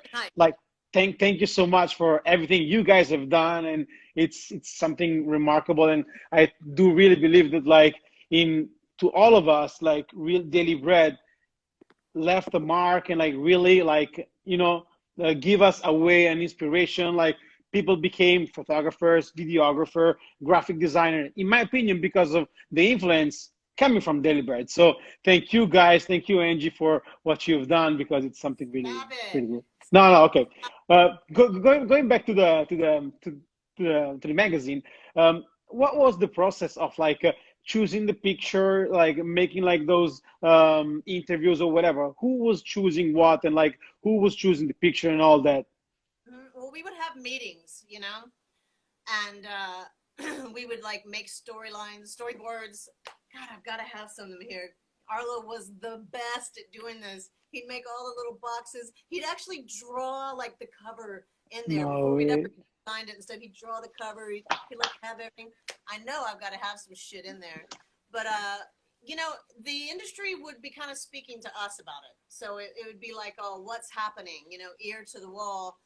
This guy's popping off, and this is happening over here, or we want to support that. So it's like, you know, Johnny would definitely like be a master of organizing photos with the photographers, and Keith and Shooty, and because he was the art director, right? Was he? What's that? Johnny, he was like the art director, right? Our art director, photographer, we all had everything. We just put labels in the magazine to look professional. You know, it's like literally at that time, Dap, he used to get so pissed off at me. I would have to rewrite everything, like the grammar and everything, to make us look like a professional magazine. And not saying that this was Dap doing this, but I remember he always used to get mad at me. He's like, "You changed that sentence." Man, being up till like 3, 4 a.m. trying to like rewrite and put grammar and make everything succinct and everything. You know, everything spoke through me for the most part, unless it was Arlo writing or a few other people. It was like, you know, I'd have to edit to a certain extent and so forth. But in terms of making the decisions, man, it was like, I never ever imposed my viewpoint on, oh, we should do this or we should do that or whatever. It was always a group decision, unless I felt really strongly about something I felt we needed to support for the growth of the industry. So it's like I never really like would put my foot down on anything and say, no, this, unless it was just something I felt was monumental. Like there was debate on issue 4, running that photo without showing the face you know, like that Purple Haze issue is from the back. Mm-hmm. And we had a lot of debate on that. And it was like, no, man, that is like blurry. It's like whatever. I'm like, you don't understand. This is where we are in an era. We've gone from knowing every person's face that skates because we know everybody to just the random skater on the street. People we don't know, or we're surprised to go, oh my God, look, there's a skate scene there. You know, like, who's that guy? Like, we no longer know everyone in the skate scene. So for me, Purple Haze and running that photo, I wonder if Arlo remembers this. He was part of that conversation. If he was part of that conversation, I know Jess was, and he'll probably remember. But it was like a debate about it because for me, it stood for the anonymous skater, you know, and I thought that was important. And then, of course, supporting Julio and anything that he was doing, I felt like he was a kingpin, even though he was like part of that generation, you know, that came just after, literally just after Arlo and so forth. But like, you know, when you're there from the beginning, you can see who is going to be somebody that shapes this industry. Wow. It was always clear Julio was going to be that guy, you know, and he's lived up to every expectation or thought I ever thought, and way beyond it, you know, like it was clear. So, you know, when things were getting corporate, you know, the anarchist in me never died ever, because anytime it started getting like ASA and, you know, like all of these things that were happening from up in LA and that were happening from my mind, and it may sound derogatory and I apologize, but back then there was division and it was necessary because kids that were getting into skating, they needed to identify, and they needed to identify with like-minded people. And so it wasn't this like free-for-all, like, oh, everybody just get along and everybody just do everything. No, we needed to know what our tribal gear was. You know, we needed to know an identity. Before we could be everything, we needed our identity. We needed to have our war paint on, and then we could open it up. Once we knew who we were, then we could open up and have a strong core and a strong, solid foundation and a strong, solid sense of who we were. You know, we just couldn't do it right from the beginning. We couldn't. It needed to be there. We can a little bit now, and I see people arguing over that, you know, like, oh, you can do every aspect of sports, and you can do this. And yeah, you can. Once you've gone through what we're going through in the industry now, once you actually have that strong foundation and those roots that have been provided, then you can open up and be, you know, let in all the colonies, because you each have your own identity. You know, you speak Italian, I speak English. And it's not that I don't believe in divisions per se, but unfortunately, humans, we do it by nature. We separate ourselves by our mentality. We separate ourselves, and we need to feel that the tribe that we're in shares our, you know, perfect example. What's going on in the world right now? You have this mentality, and you have this mentality. Yeah, yeah. If you're standing in the middle, you can't very well say, well, I'm with everybody, because you're not with everybody, because decisions need to be made. You know, that's especially the most important part when it comes to making decisions. In the beginning, you know, when it was just me, Pat, and Jess doing our little vert service thing, there would be dissension between like upsetting Rollerblade or standing up for what we believed in. And I remember there was in Australia, there was this one thing, and Rollerblade told us, oh, you're going to be doing this photo shoot. And in the photo shoot, this was a big thing back then. They wanted us to pose like we were like, you know, speed skaters. They always wanted us to do that. And I was like, the photographer showed up, and he started going, okay, you know, pose over there, do this. And Jess and Pat were getting in their positions and stuff. And I just said, and no, don't mean to call you guys out, Jess and Pat, but it happened.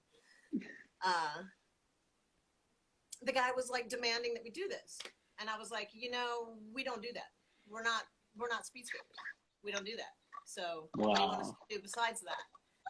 And the guy got upset. He called. I'm telling you, this is why I got fired like 3 times. And I was like, no, I'm not. It got to a point where it was just like, no, I'm not going to do that.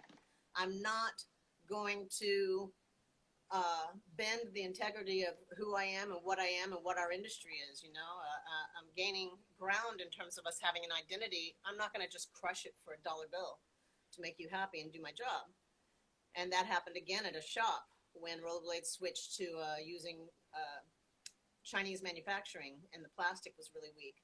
I damn near broke my ankle at Bondi Ramp, and I was like, man, this plastic is so inferior to what we were doing in Italy, because at that time Rosas was making the rollerblade skates.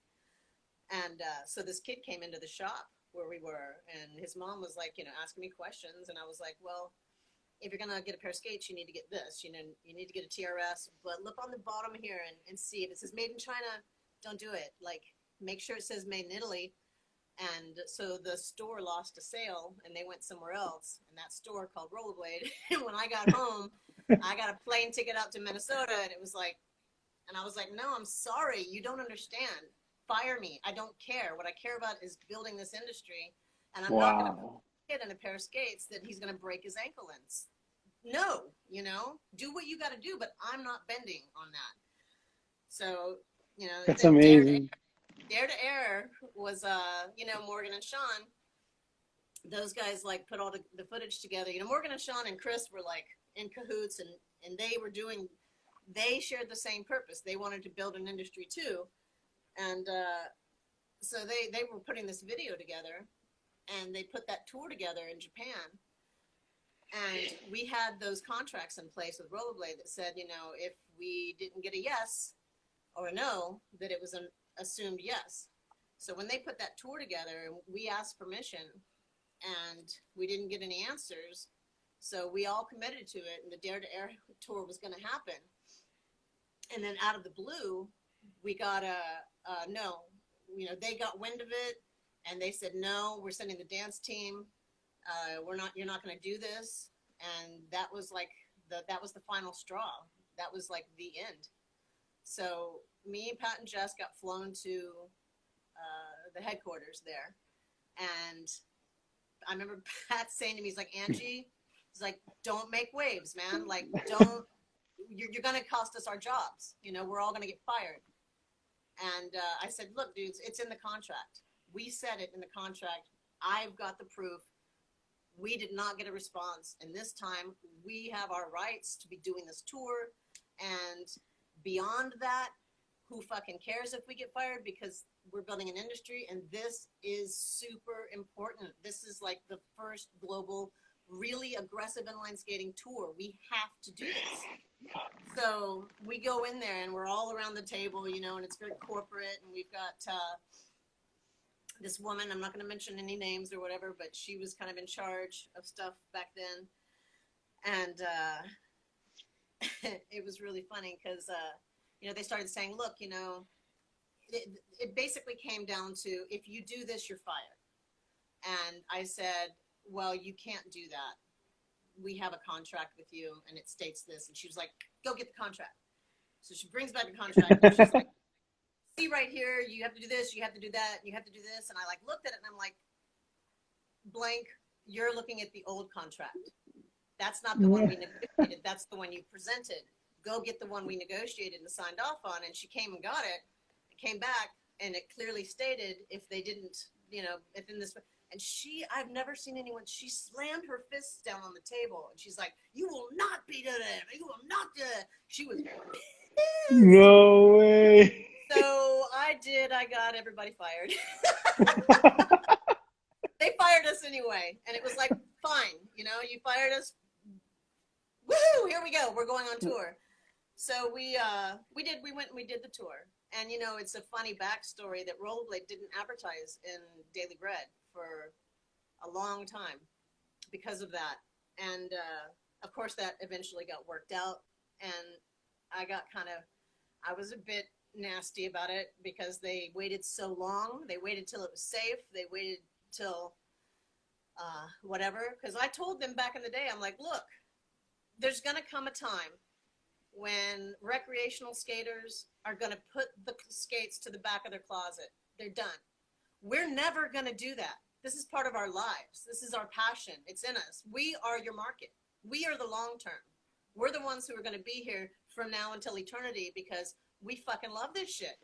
Wow. So you need to pay more attention to, you need to stop thinking about the money and the recreational skaters and us scaring them. You need to realize that this is going to be an era, and that's going to be gone, and they'll be off to the next thing.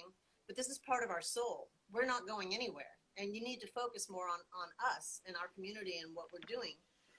So it was a long time before those guys advertised. And when they did, the ad had to be approved. Let's put it that way. So if you look through your magazines and you see the first rollerblading ad, it's funny. You know, it was like, damn it.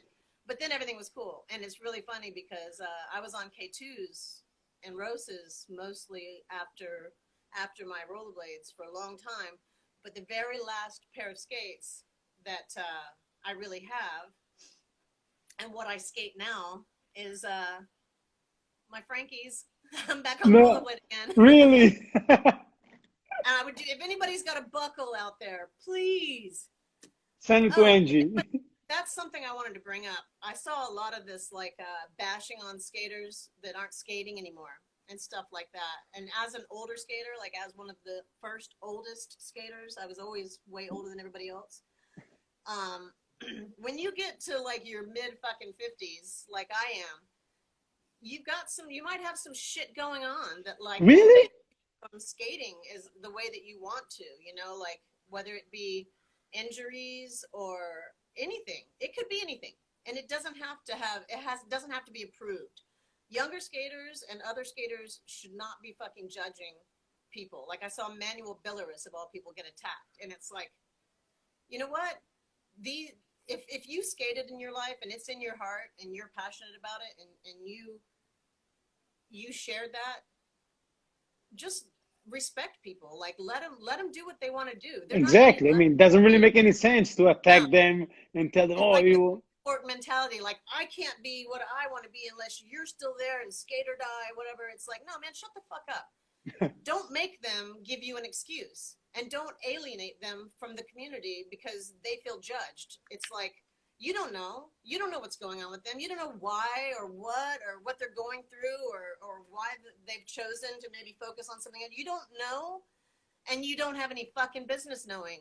And you need to shut the fuck up and let them live their life and not judge and welcome them still into the community for what they did do and who they still are as an awesome person. True. Let it be. You know, like I've felt intimidated, like, oh, I'm going to go somewhere.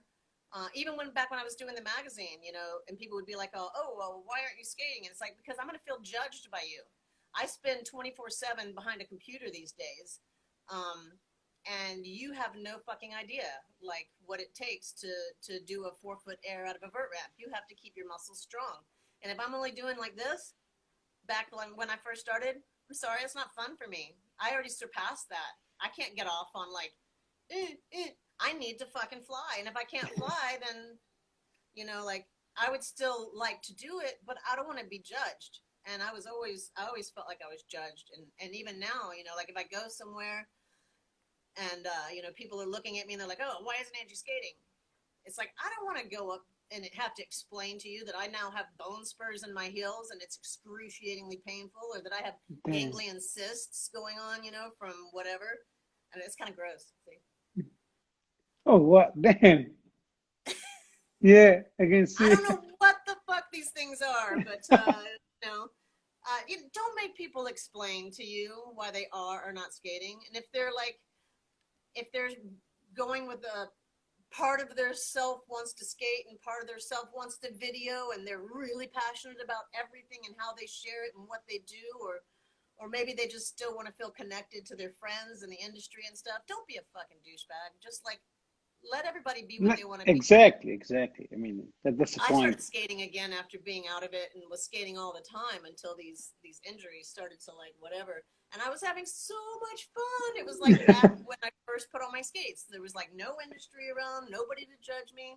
Skating with my husband, watching him fall on his ass, watching him have a great time, you know, like just kind of doing that bomb the streets thing, you know, and who doesn't love doing that? Like you're out with all your friends and you're just bombing the streets to get somewhere or something. It's like it's amazing. It's the best feeling. It's the best feeling ever. I mean, there's nothing better than that, in my opinion, and that is why I fell in love with skating and all that. Right? It's a sense of community along with the personal self-achievement of like overcoming and accomplishing something. You know, it's just like right in front of you. Like, hey, I want to do that. It's hard. I'm going to fall a bunch of times, and then I do it. There's no better feeling ever. True. you know. So it's like that never goes away. And then, so like with that being said, like about still about the magazine, I don't want to bother you about. I have like 1,000 of questions, but I don't want to steal your time or whatever. But like, which was like the your very like the favorite cover or like your favorite picture? Like, do you have any favorite picture of those daily breads? I have so many, dude. Like I have so many. But one of the ones that I'm most proud of and that was like one of the best experiences for me is going to be Glory Hole. Always. Oh wow, amazing. Because the story behind that, again, with not having the phones, the story behind that is just amazing. I don't know why. I read something, I think in an old Trans World or something about this place, you know, where certain times of the year. Oh, shit.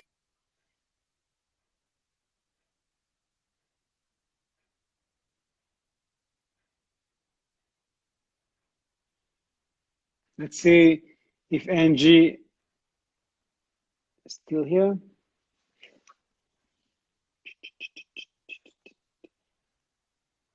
Are you guys able to see me? Is it working?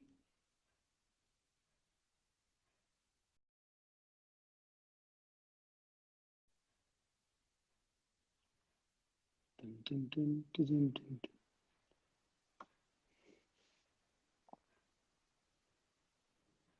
So let's wait for Angie to be connected again. There you are. Oh my God, dude. I don't know. I had this like thing come up, and so I went to flick it up, and somehow I hit something, and suddenly I was looking at this really monstrous woman talking to me live. No. What the fuck? Where did you come from? She had like, oh, that was scary. Anyway, back. Sorry. So I had Glory seen hole. the Glory article. hole, the bread cover. Yeah. I saw this article about this place that was like at certain times of the year. Oh, sweating to death in here. Certain At certain times of the year, this place would be dry.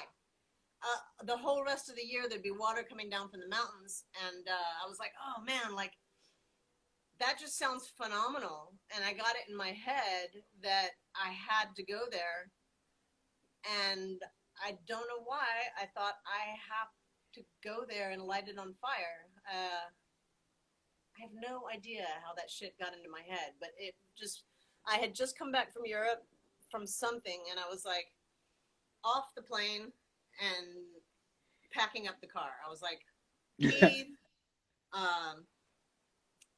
we're going, you know, like we're out of here. So we did, we packed up the car, and then on the way there, I was trying to figure out how to get there. And on the way there, I was trying to figure out how to light it on fire. And, you know, just kind of winging it. And I think it was coinciding with maybe one of John's first events, I think. I totally have half timers. Always have. I don't remember shit. I don't remember people's names. Netta Gane. Okay. House back in the day. Don't know why. Sorry, Netta. Fuck. But anyway, so we're trying to figure it out. You know, like we stopped to eat, and we're like trying to work out. I still got little Polaroids we took on the road trip up there, but we were trying to figure out how to pull this off. So we stopped and we bought a raft. Because you can't get to it. You have to go across a river. Wow. Crazy. Oh man, that static is horrible. So we stopped and we got a raft, and we got some of those big water guns. And so my idea, I think, was I was gonna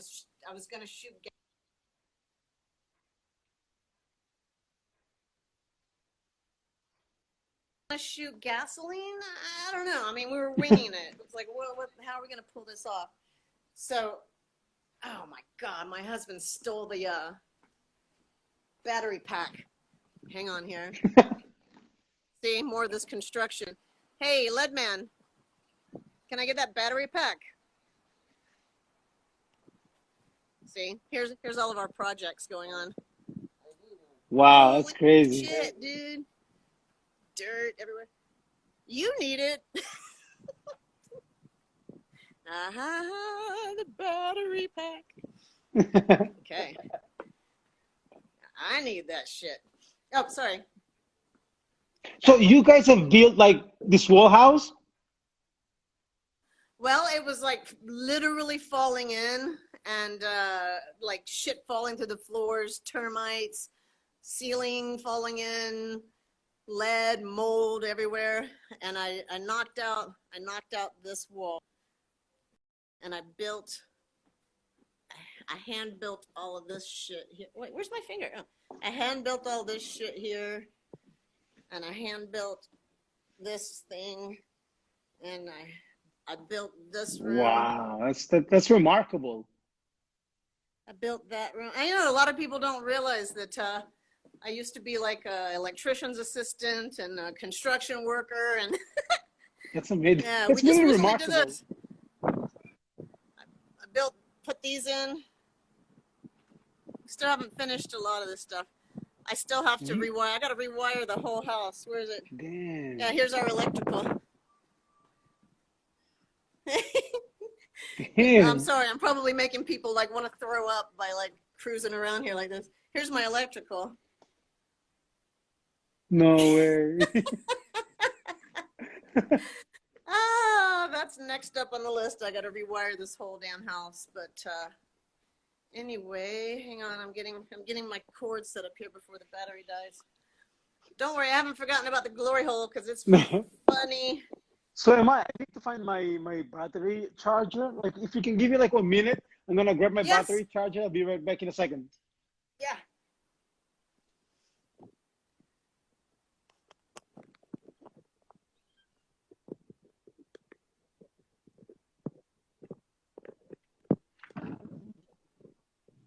There you go. I had them. Trying to figure out if my battery charger is working right now or not. Hang on. Let's see if I'm able to.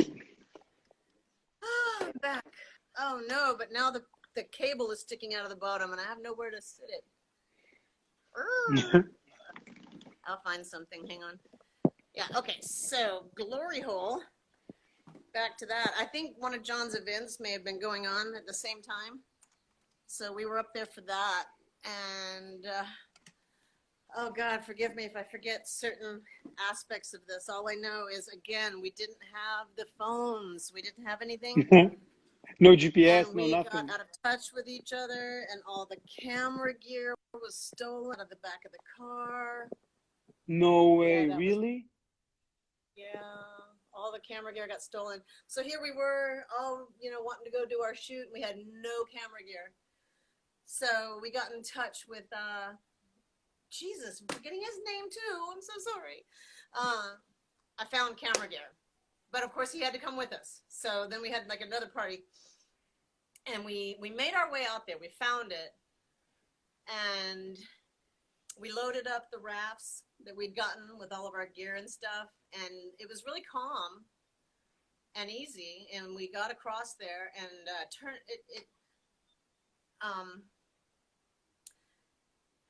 I basically started saying, okay, we took all these rags and stuff, and so it turned out that shooting fire around it just logistically it wasn't going to happen. So we soaked these rags in gasoline, and we knew that we had one shot at doing it. So I was like, everybody's like, oh, this isn't going to work. This isn't going to work. And I'm like, it's going to work. It's going to work. Like, we're going to make it happen. Someone was filming. Who the fuck was filming? Dude, wait till I'm like full dementia. I'll be like, where did that go? But I'm in the hole, and we've got the whole thing gassed up, and we're ready to shoot it. And all of a sudden, we're filming, and it was like, oh man. All of a sudden, all you hear on the video is like something like "go," and it's just pitch black.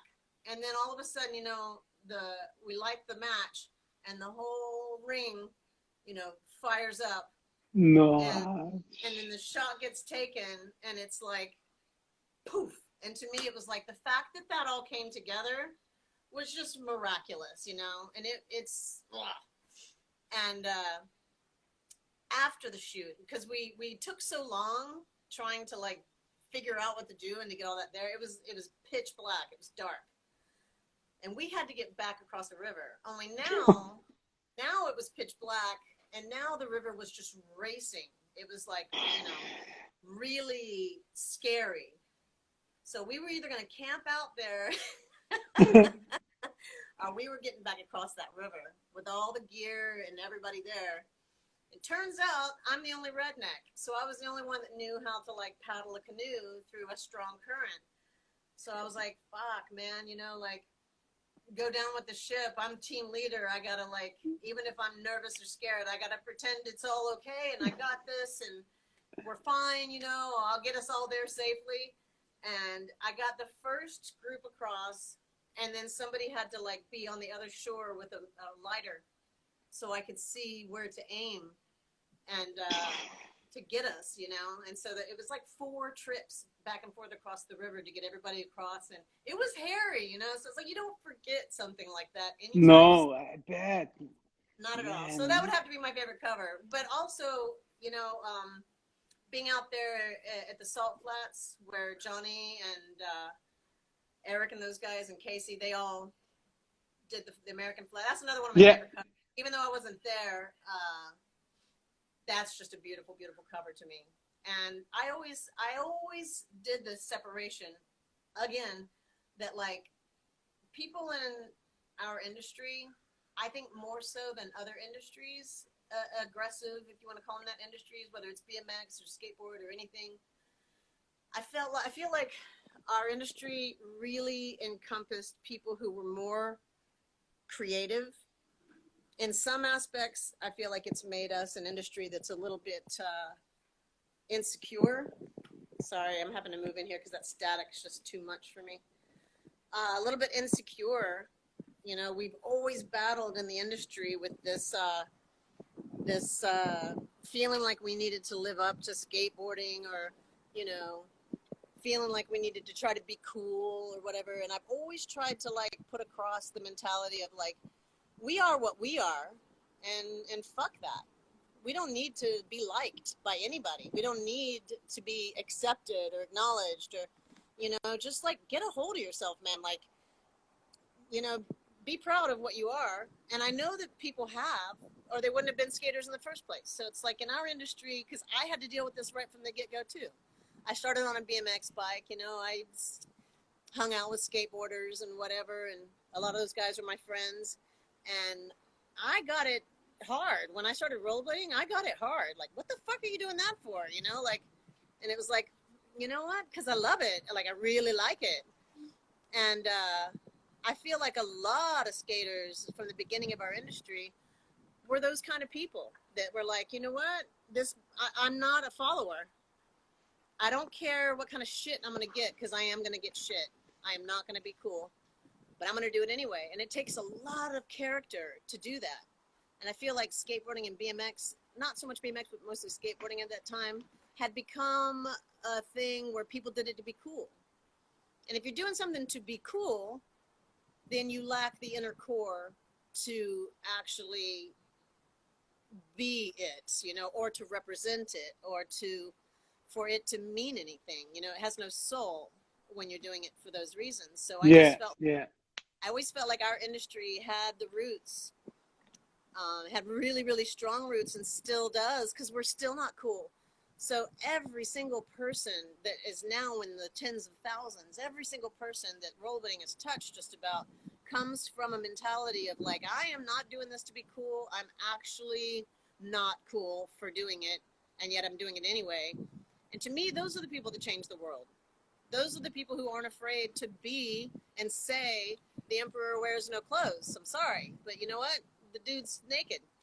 So I've always had that pride in our industry, that we are an industry full of people, you know, the Dion Antonys in the world, the Julio. I could go on and on and on of the unique individual personalities from within the rollerblading industry. And it makes me even more proud that now I'm seeing them all doing shit, you know, like wow, they were exactly who I always thought they were when they were 16, you know? Like, I knew Damn. that dude was going to be that dude. Like, how fucking cool is that dude? Look what that guy's doing. I mean, look at how many people are like, even like up in LA being famous photographers, you know, the Tyler Shields, the shoot he's doing, Brian, it's, Brian you know, Kanoski. well, Brian and Brian, you know, it's just phenomenal to me, like the amount of creative uniqueness. There's just so much of it, you know, like, and there was a reason I picked the videographers I did to do Daily Bread videos, because to me they were, again, really unique, creative minds, like Drew Bacharach, Bo Coddington, you know, those guys were like, it's funny when Drew was around, a lot of people were telling me, they're like, oh my God, he's too quirky, he's too, you know, that's going to be crazy. I'm like, no, it's going to be perfect. You know, Drew's the man.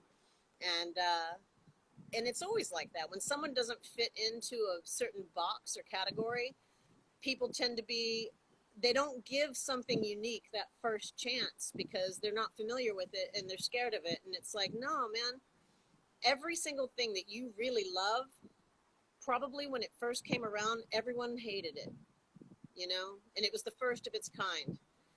And I don't know, you just always have to, sometimes it is just really shit, but you got to take that chance, you know? It's Exactly. like going to see an off-Broadway show, you never know if it's going to be the next Hamilton or whatever the hype is, you know, until you actually see it. I wish I could tell who people were on here. This guy is it's my man John Lee from London, a very talented videographer, and he did like a lot of pretty cool jobs, like I don't know if you have. I do remember Leon Humphreys, which is like a legend from London. Leon just released with John like a 20 minutes video, like amazing video, like full like skating streets. It has been like a almost 3 years project, and they killing it. Later on, I'm gonna send you the link if if you I've want. seen it. I forget what I've seen. So I see stuff and I get inspired, and I'm all like, oh my God, that's so cool. And then every now and then I'll post something that I've seen up on Daily Bread's Facebook page, but I probably have seen it. I want to check out more. Like, I really want to see more shit, especially lately. You guys are really inspiring me lately. Like, I love the shit that's going on. I always hear people go like, oh, I wish we had been in this, and I wish we had been in that, and I wish we hadn't gotten kicked out of that. And I just say, hell yeah, we got kicked out of that, because to me, the only decent thing that happened in our industry from a corporate standpoint from 1993 on has been anything that like a skater put together, you know, Blading Cup, Super Hick, shit like that, or Warped Tour. Warped Tour, you know, when I put together Warped Tour, it was like, that to me was an opportunity for us to go mainstream in our way with things we identified with at that time, but it was too early. It was too early for a lot of that shit.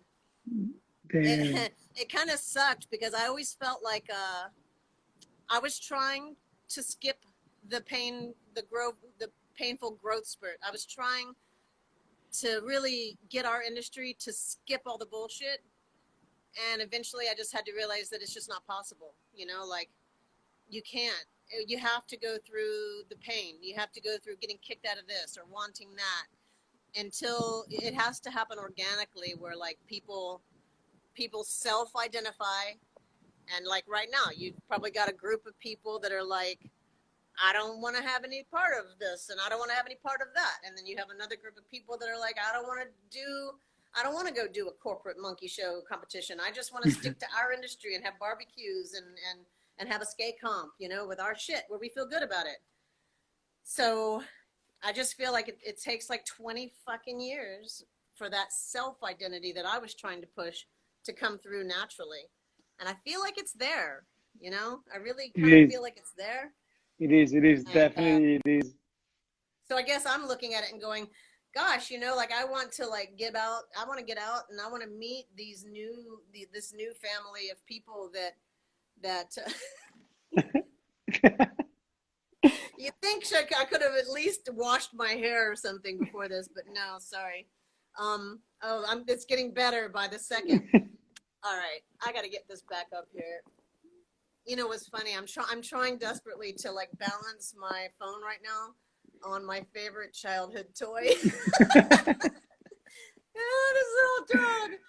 That's But awesome. he's a beanbag, and I feel like he could serve a really good purpose for me right now. If I could just get him there. All right, Have so you ever thought like to make like I don't know, like a book within like the most iconic picture from Daily Bread, like yeah, a photo book or something? I've thought about doing like a coffee table book for us. You know, it's just hard because um, I was such a shit business person, honestly. You know, like I never thought about shit like that. So it's like, you know, when you run a business, especially a creative business, when you pay someone and you pay for the equipment, you pay for the time, and you pay for whatever, when you pay for a creative work to be created, it belongs to you. But people in the industry don't realize that. Can you hear the static now? No, no, no, it's fine. People in the industry don't realize that. So, like, you know, I was always really shit about that. I let everything walk away. And at that time, Daily Bread was like a gold mine to people. And so everyone was always trying to like take something out. And I was always trying to say, no, man, we got to keep it in. Like, it needs to stay here. But I just was really shit. I was like, I mean, people would smoke weed on their lunch breaks. And I mean, I was just the worst person in terms of running a business. I had a ramp and a band room, and you know, it's like I can remember one time we had hired somebody to a skater to come in and do some work, and somebody was like, you know, he's just in there watching skate videos, right? I'm like, dude, like you can't do that. Like you can't just come and just like get paid to sit on the couch and watch skate videos. You need to actually do the job and help out. You know, figure out how to do this shit. But you know, photos that people took, walked out, the original copies. Everyone's got, you know, like their videos, Daily Bread videos up on the internet, scan Daily Bread. You know, it's like it's so prolific out there with no ownership and no place. I'm still gonna do it, but it's really hard because I did allow that to happen. It falls on me, but it's been plundered. You know, like the essence of what belonged to Daily Bread and was Daily Bread and should be right here, it's not. So I have to find it and track down ways to do it and so forth. And I'm not going to get out there on the internet and say, take that down, that's copyright. Fuck that, you know, like it's again, it's community and whatever. So But you know what? Like it came out in my mind this thought about like a skating book, like a proper book, because like I had like friends, they're a photographer, and they did like this like a super good like blading things photo book or whatever. And then like during this quarantine, I was like reading all of those Daily Breads, and I was like, man, like the potential of this picture. Like for example, this one that Johnny took of Shima. mm-hmm. I mean, like those Put that back pictures, up. like Trying to figure out what issue that was. Oh yeah. Yep. with the Shima interview and all that. I mean, like Yeah. there's like super like I see this picture in like a museum or something like that. I mean, like I was like watching those images. I was like, man, those pictures like they're something else. You know what I mean? It's a dream of mine, and it's something in the back of my mind that I desperately want to make happen. To be honest with you, like you mentioned Johnny's picture there. Like BMAG approached me. They didn't really approach me. They said they were yeah, they did. They had the respect to ask me about doing a piece on Johnny, and I'm like, nah, you know, like please honor the fact that like that needs to come from Daily Bread and from me. Like we had our differences in the past with you guys and so forth, and I just feel like it's the right place. I want to do something in Johnny's honor. And so something like that, you know, where we actually do honor the photographers of Daily Bread and the really great articles and so forth. I really do want to do that. And so, you know, it's something that sits in the back of my mind. So yeah. And I do really no, and I do really believe that right now the community, just because like the people who are like who were fans of Daily Bread back in the day, they were like right now 30 or whatever. So like we all have work and stuff like that, and we are able somehow to collect the money, to, and I don't know if you remember what happened to Rob G, that like in a minute, like Yeah. Oh my everybody God. How collect could like I? more than Yeah. like $100,000 like for a Yeah. second. So I do really believe that like if there might be the chance to do something like that, the whole community, just like you were saying earlier, can like gather together like all the money to put that thing like to becoming reality, because I do really believe that it could be like, I mean, I would pay like I wouldn't say all the money they have, but like kind of, you know what I mean? Yeah. Yeah. Well, there it is on the board, to do, because it's been in the back of my mind too. And I was trying to figure out, like how would I make it happen? But I'm also thinking about, because it's always been a passion of mine. I talked to Arlo about this, so I won't say too much about it. But I just really want to put out some memorabilia uh, to support that tribe, and just say, hey, this is still here. This is our roots. Some people tried to write us off in the beginning. Some people tried to put us out. Some people tried to write me off specifically, after the whole stealing of my life. They wanted to also additionally write me out of history and stuff, and create a different narrative. And it's like, no, I would like to, you took the legacy of Daily Bread. I'd like to bring it back, so that it's there, because it's part of all of us, all of Yeah. us. It's part of all of us, and we deserve to fucking have it there. We never deserved for it to be killed the way it was, because honestly, the next step, I don't even know if I said this in the other interview, but after that happened, and I was like fucking heartbroken over it and so forth. Before I realized it was stolen, but just after, everyone was like, well, the four people I have were like, fuck no, whatever. And I felt like I had let them down. And I was like, how can I go on? This has always been a family thing. How can I go on by myself? What am I going to do? I feel like I'm letting people down. And then I had this, that's actually why I went looking for the magazine files, is because I was like, holy shit, wait a minute, without this giant payroll and without this giant portion of the overhead, the industry has now gotten to a point where there are really good writers, really good photographers. It was starting to come into its own in terms of having creativity. And I thought, well, shit, I can go back to being quarterly again and not have to put out this skinny, embarrassing magazine because we can't afford the overhead of monthly expenses. I can go back to being and I started getting really excited. I was like, I can do this. The digital world has opened up enough that I can be in communication. It can still be a family, but it'll be like this.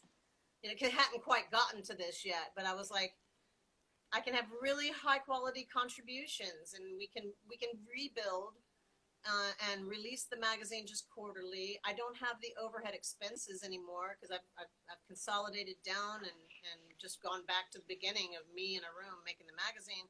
And I started to get really excited, and I was like, I see a path forward. And that's when I realized the files had been stolen, and everyone had been told that I said I was quitting the magazine. And that's when everything came to light, and I was like, holy shit, fuck.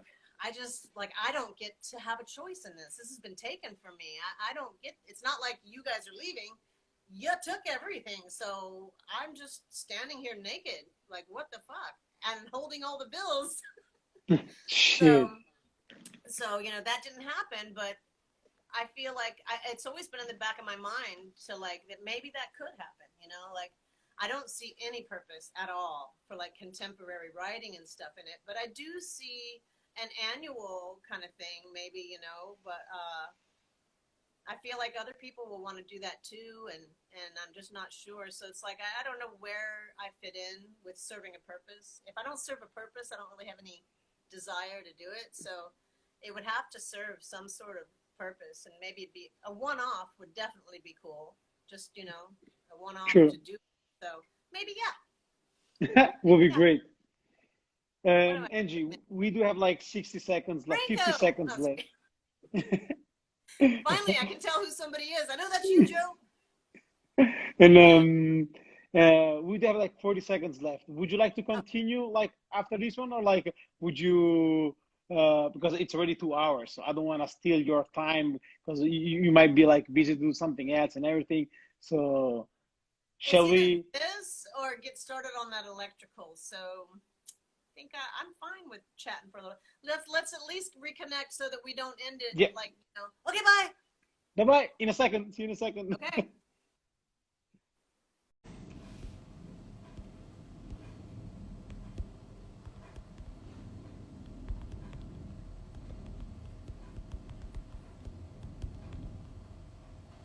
This is like so far the longest one.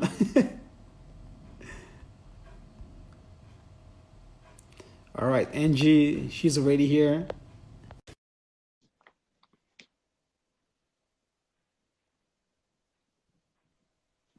Back live. Back live. This is like probably the longest one I ever had. No one has ever accused me of not talking enough. No, thank you so much for your time, Andrew. Really. And so like with that being said, like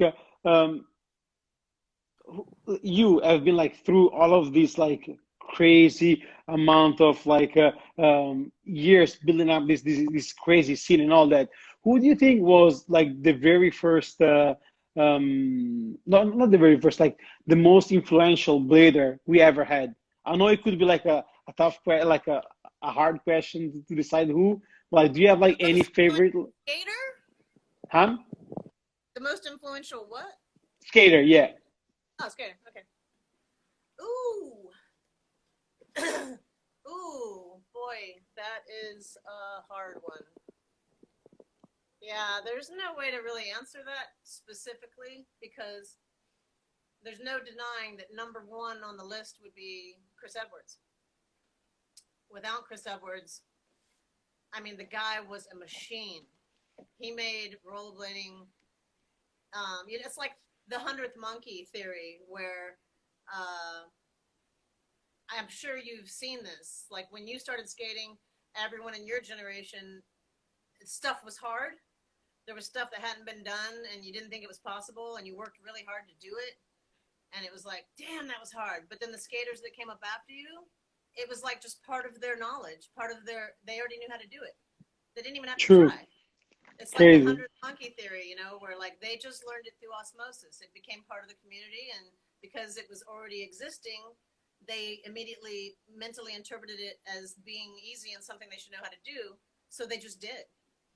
And so Chris Edwards was the first monkey, like the shit that he was doing, you just were like striving to be what that was and what he was doing. He was fearless.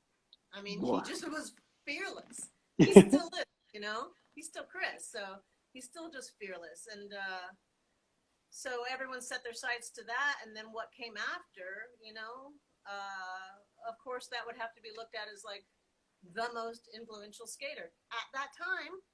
But then you move forward and you've got Tom Fry.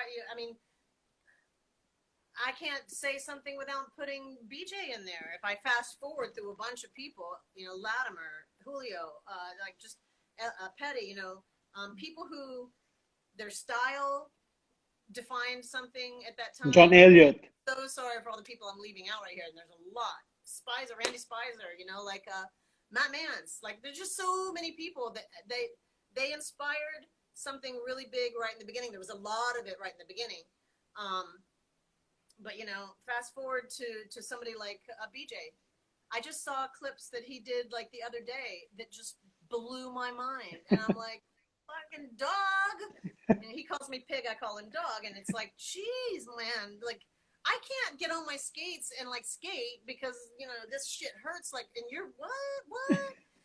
And Carlos Pianowski, monumental change in the industry. Like phenomenal in terms of like what you can and can't do. And the mushroom guys, like I feel like their influence on they're sort of like is the guy's name Randy Mullins? Now I feel like an idiot again. In skateboarding, they had a monumental shift from vert to street when I think it's Rodney Mullen. Rodney Mullen, the guy who was doing like a dark side thing and like he was like He sipping started doing all the little intricate things, and he'd be Yeah, down there yeah, on the beach. I think it was in Huntington Beach. He'd be down there looking like a crazy person, like doing all these little things. yeah. But what he did and what he developed became, he was the first monkey, and it became just common knowledge. And then people started doing stuff that just you didn't think was humanly possible to do that sort of stuff, you know?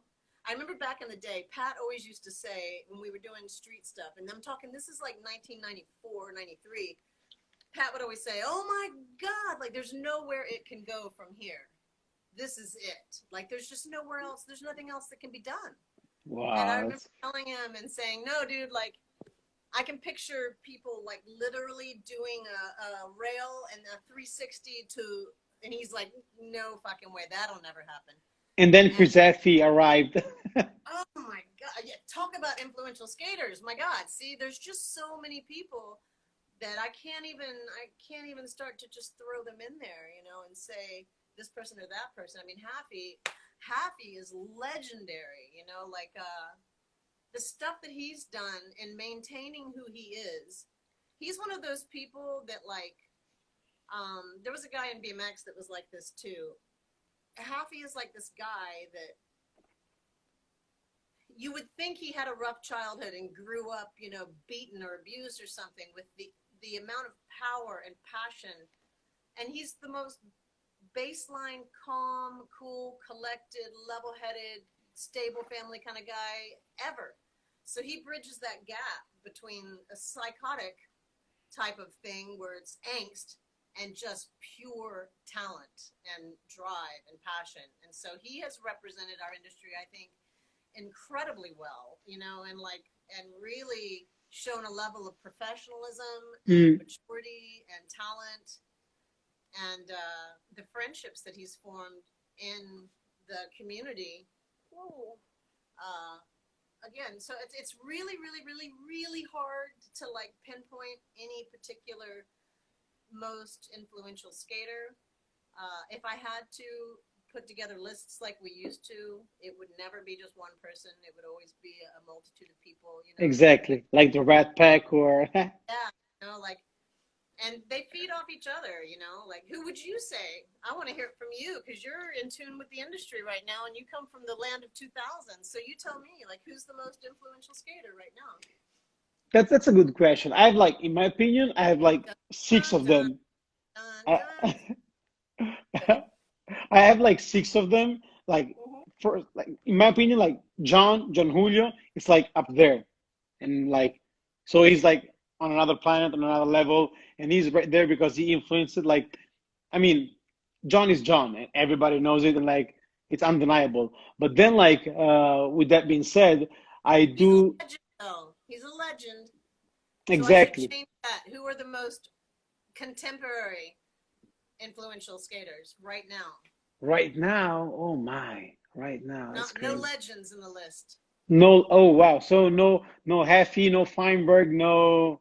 Oh Yeah, man. Feinberg. Fuck.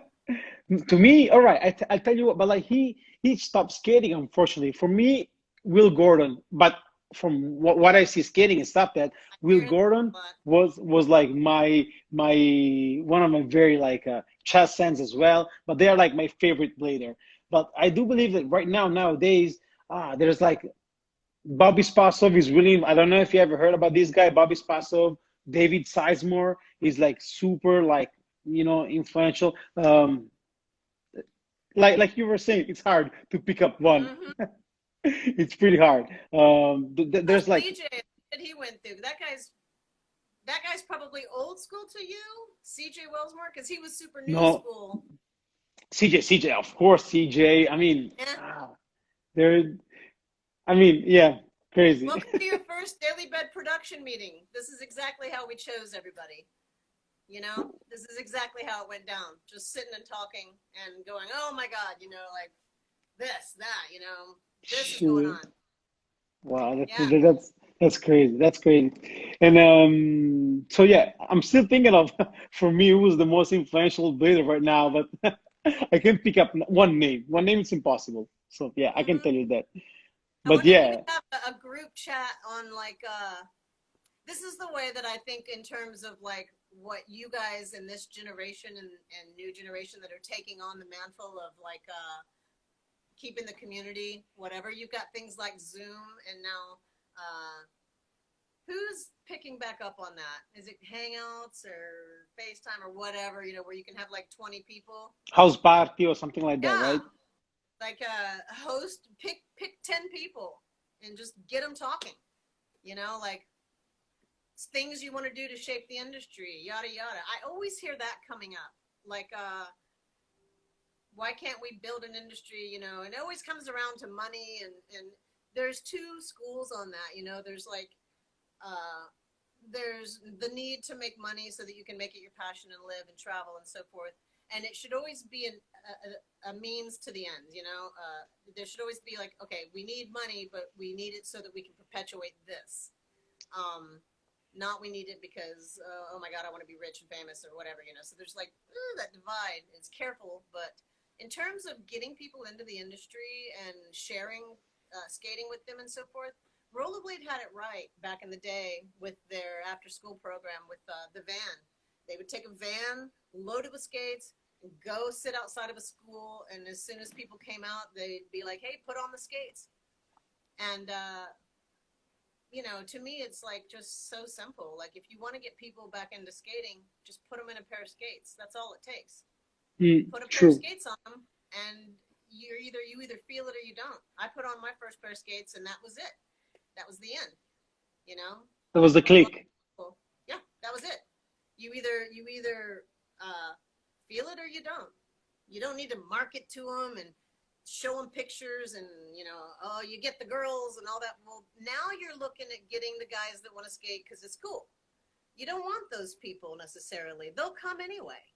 You want people who are passionate about it, and so you go out there, you set up the skates, you let them figure it out on their own.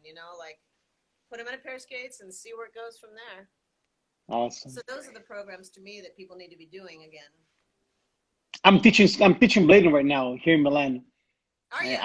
I haven't like opened my school, but like I do have like here where I'm living, which is like a small village, but like pretty close to Milan. I do have like 11 kids, and in the skate park where me, my brother, and my cousin are used to skate, we do have like in weekends like 10, 15 kids coming there because like they see us skating and all that. So we are like teaching them how to drop them down to the ramps, their first grind and so on. So yeah, just like you were saying. That's where it happens. Like that community. You feel it then. You want to go back because your friends are there and you want to skate and you feed off of each other. You got Kazu in Japan, who to me is one of the most altruistic human beings I've ever met in my life. I'm so honored to have him in my life. You got people like that you have to say, okay, this is where it happens. It doesn't go from the top down. It goes from down here up. It's always got to have the roots before it can have the leaves. It's like it's got to branch that direction. So everyone's always looking for some big thing, like, oh, some giant televised event and everybody will start skating. It's like that's just not where it comes from. It comes from the heart, from whatever, and skating to me is an art. It's artists. Definitely. Magazine was always based around that. It's like, okay, yeah, that's a hard trick, but is it, everything that I ever wanted to see go into the pages of the magazine, it was all about, like not just the skating, but the visual of it. To me, it's more than just okay, I'm gonna go do a hard trick and I look like an orangutan doing it, and I used to get accused of, me and Jess primarily would get accused of being the style council. But to me, that's part of the art. When you go and there's the internal part where you're accomplishing something, and then there's also the part where you're expressing yourself.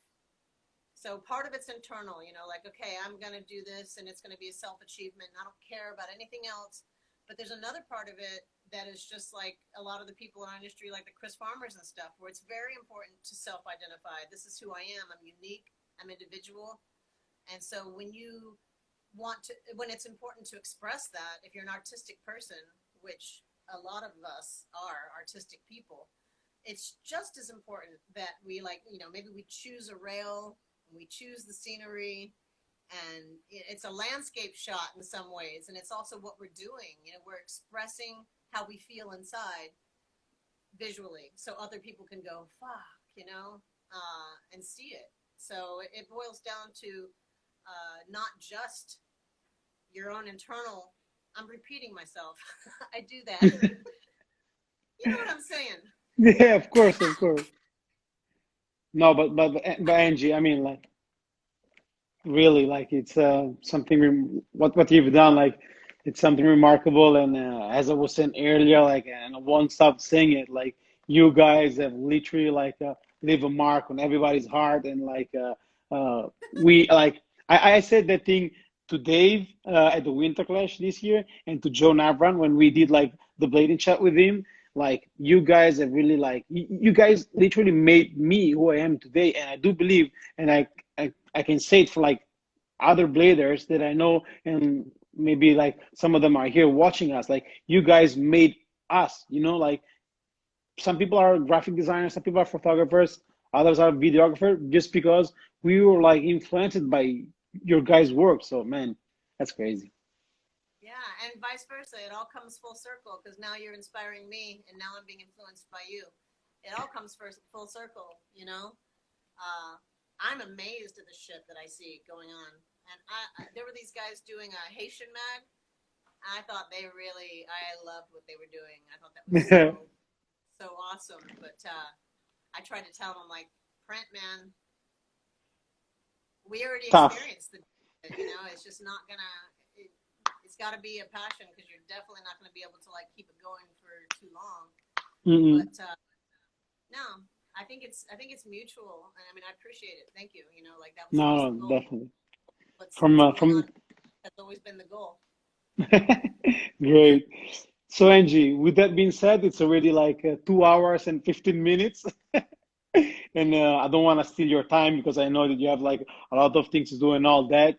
And I mean, I don't know what to say more. Like, thank you so much for like being part of it, like being this patient to stay sticky with us for like those 2 hours. And I love it, really, man. Like, seriously, I'm going to go back and watch all of the chats, because, like I said, full circle. I'm here to learn from you now, and I want to see what's going on. I want to see where people are at, and what's happening out there, and get my finger back on the pulse a little bit in terms of understanding and not being so stupid. Like, I've completely forgotten trick names. I'll be looking at something and I'll be like, oh, at one time I tried to like put together all the trick names and stuff so that we wouldn't have this clusterfuck going forward.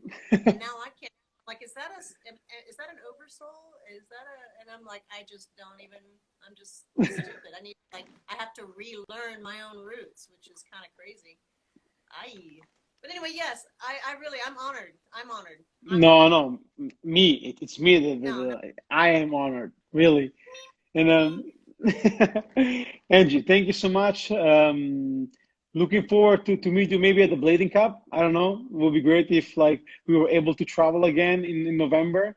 Finger crossed, everything's crossed, because I'm looking forward to get one of those daily bread if you're coming there to send them. And really, like, Right.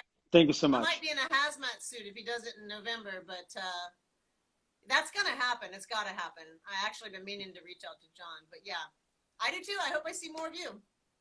Thank you so much. And yeah, thank you for being here. Thank you guys for sticking with us, and we'll see you soon. Okay. Bye bye. Bye bye. Thank you.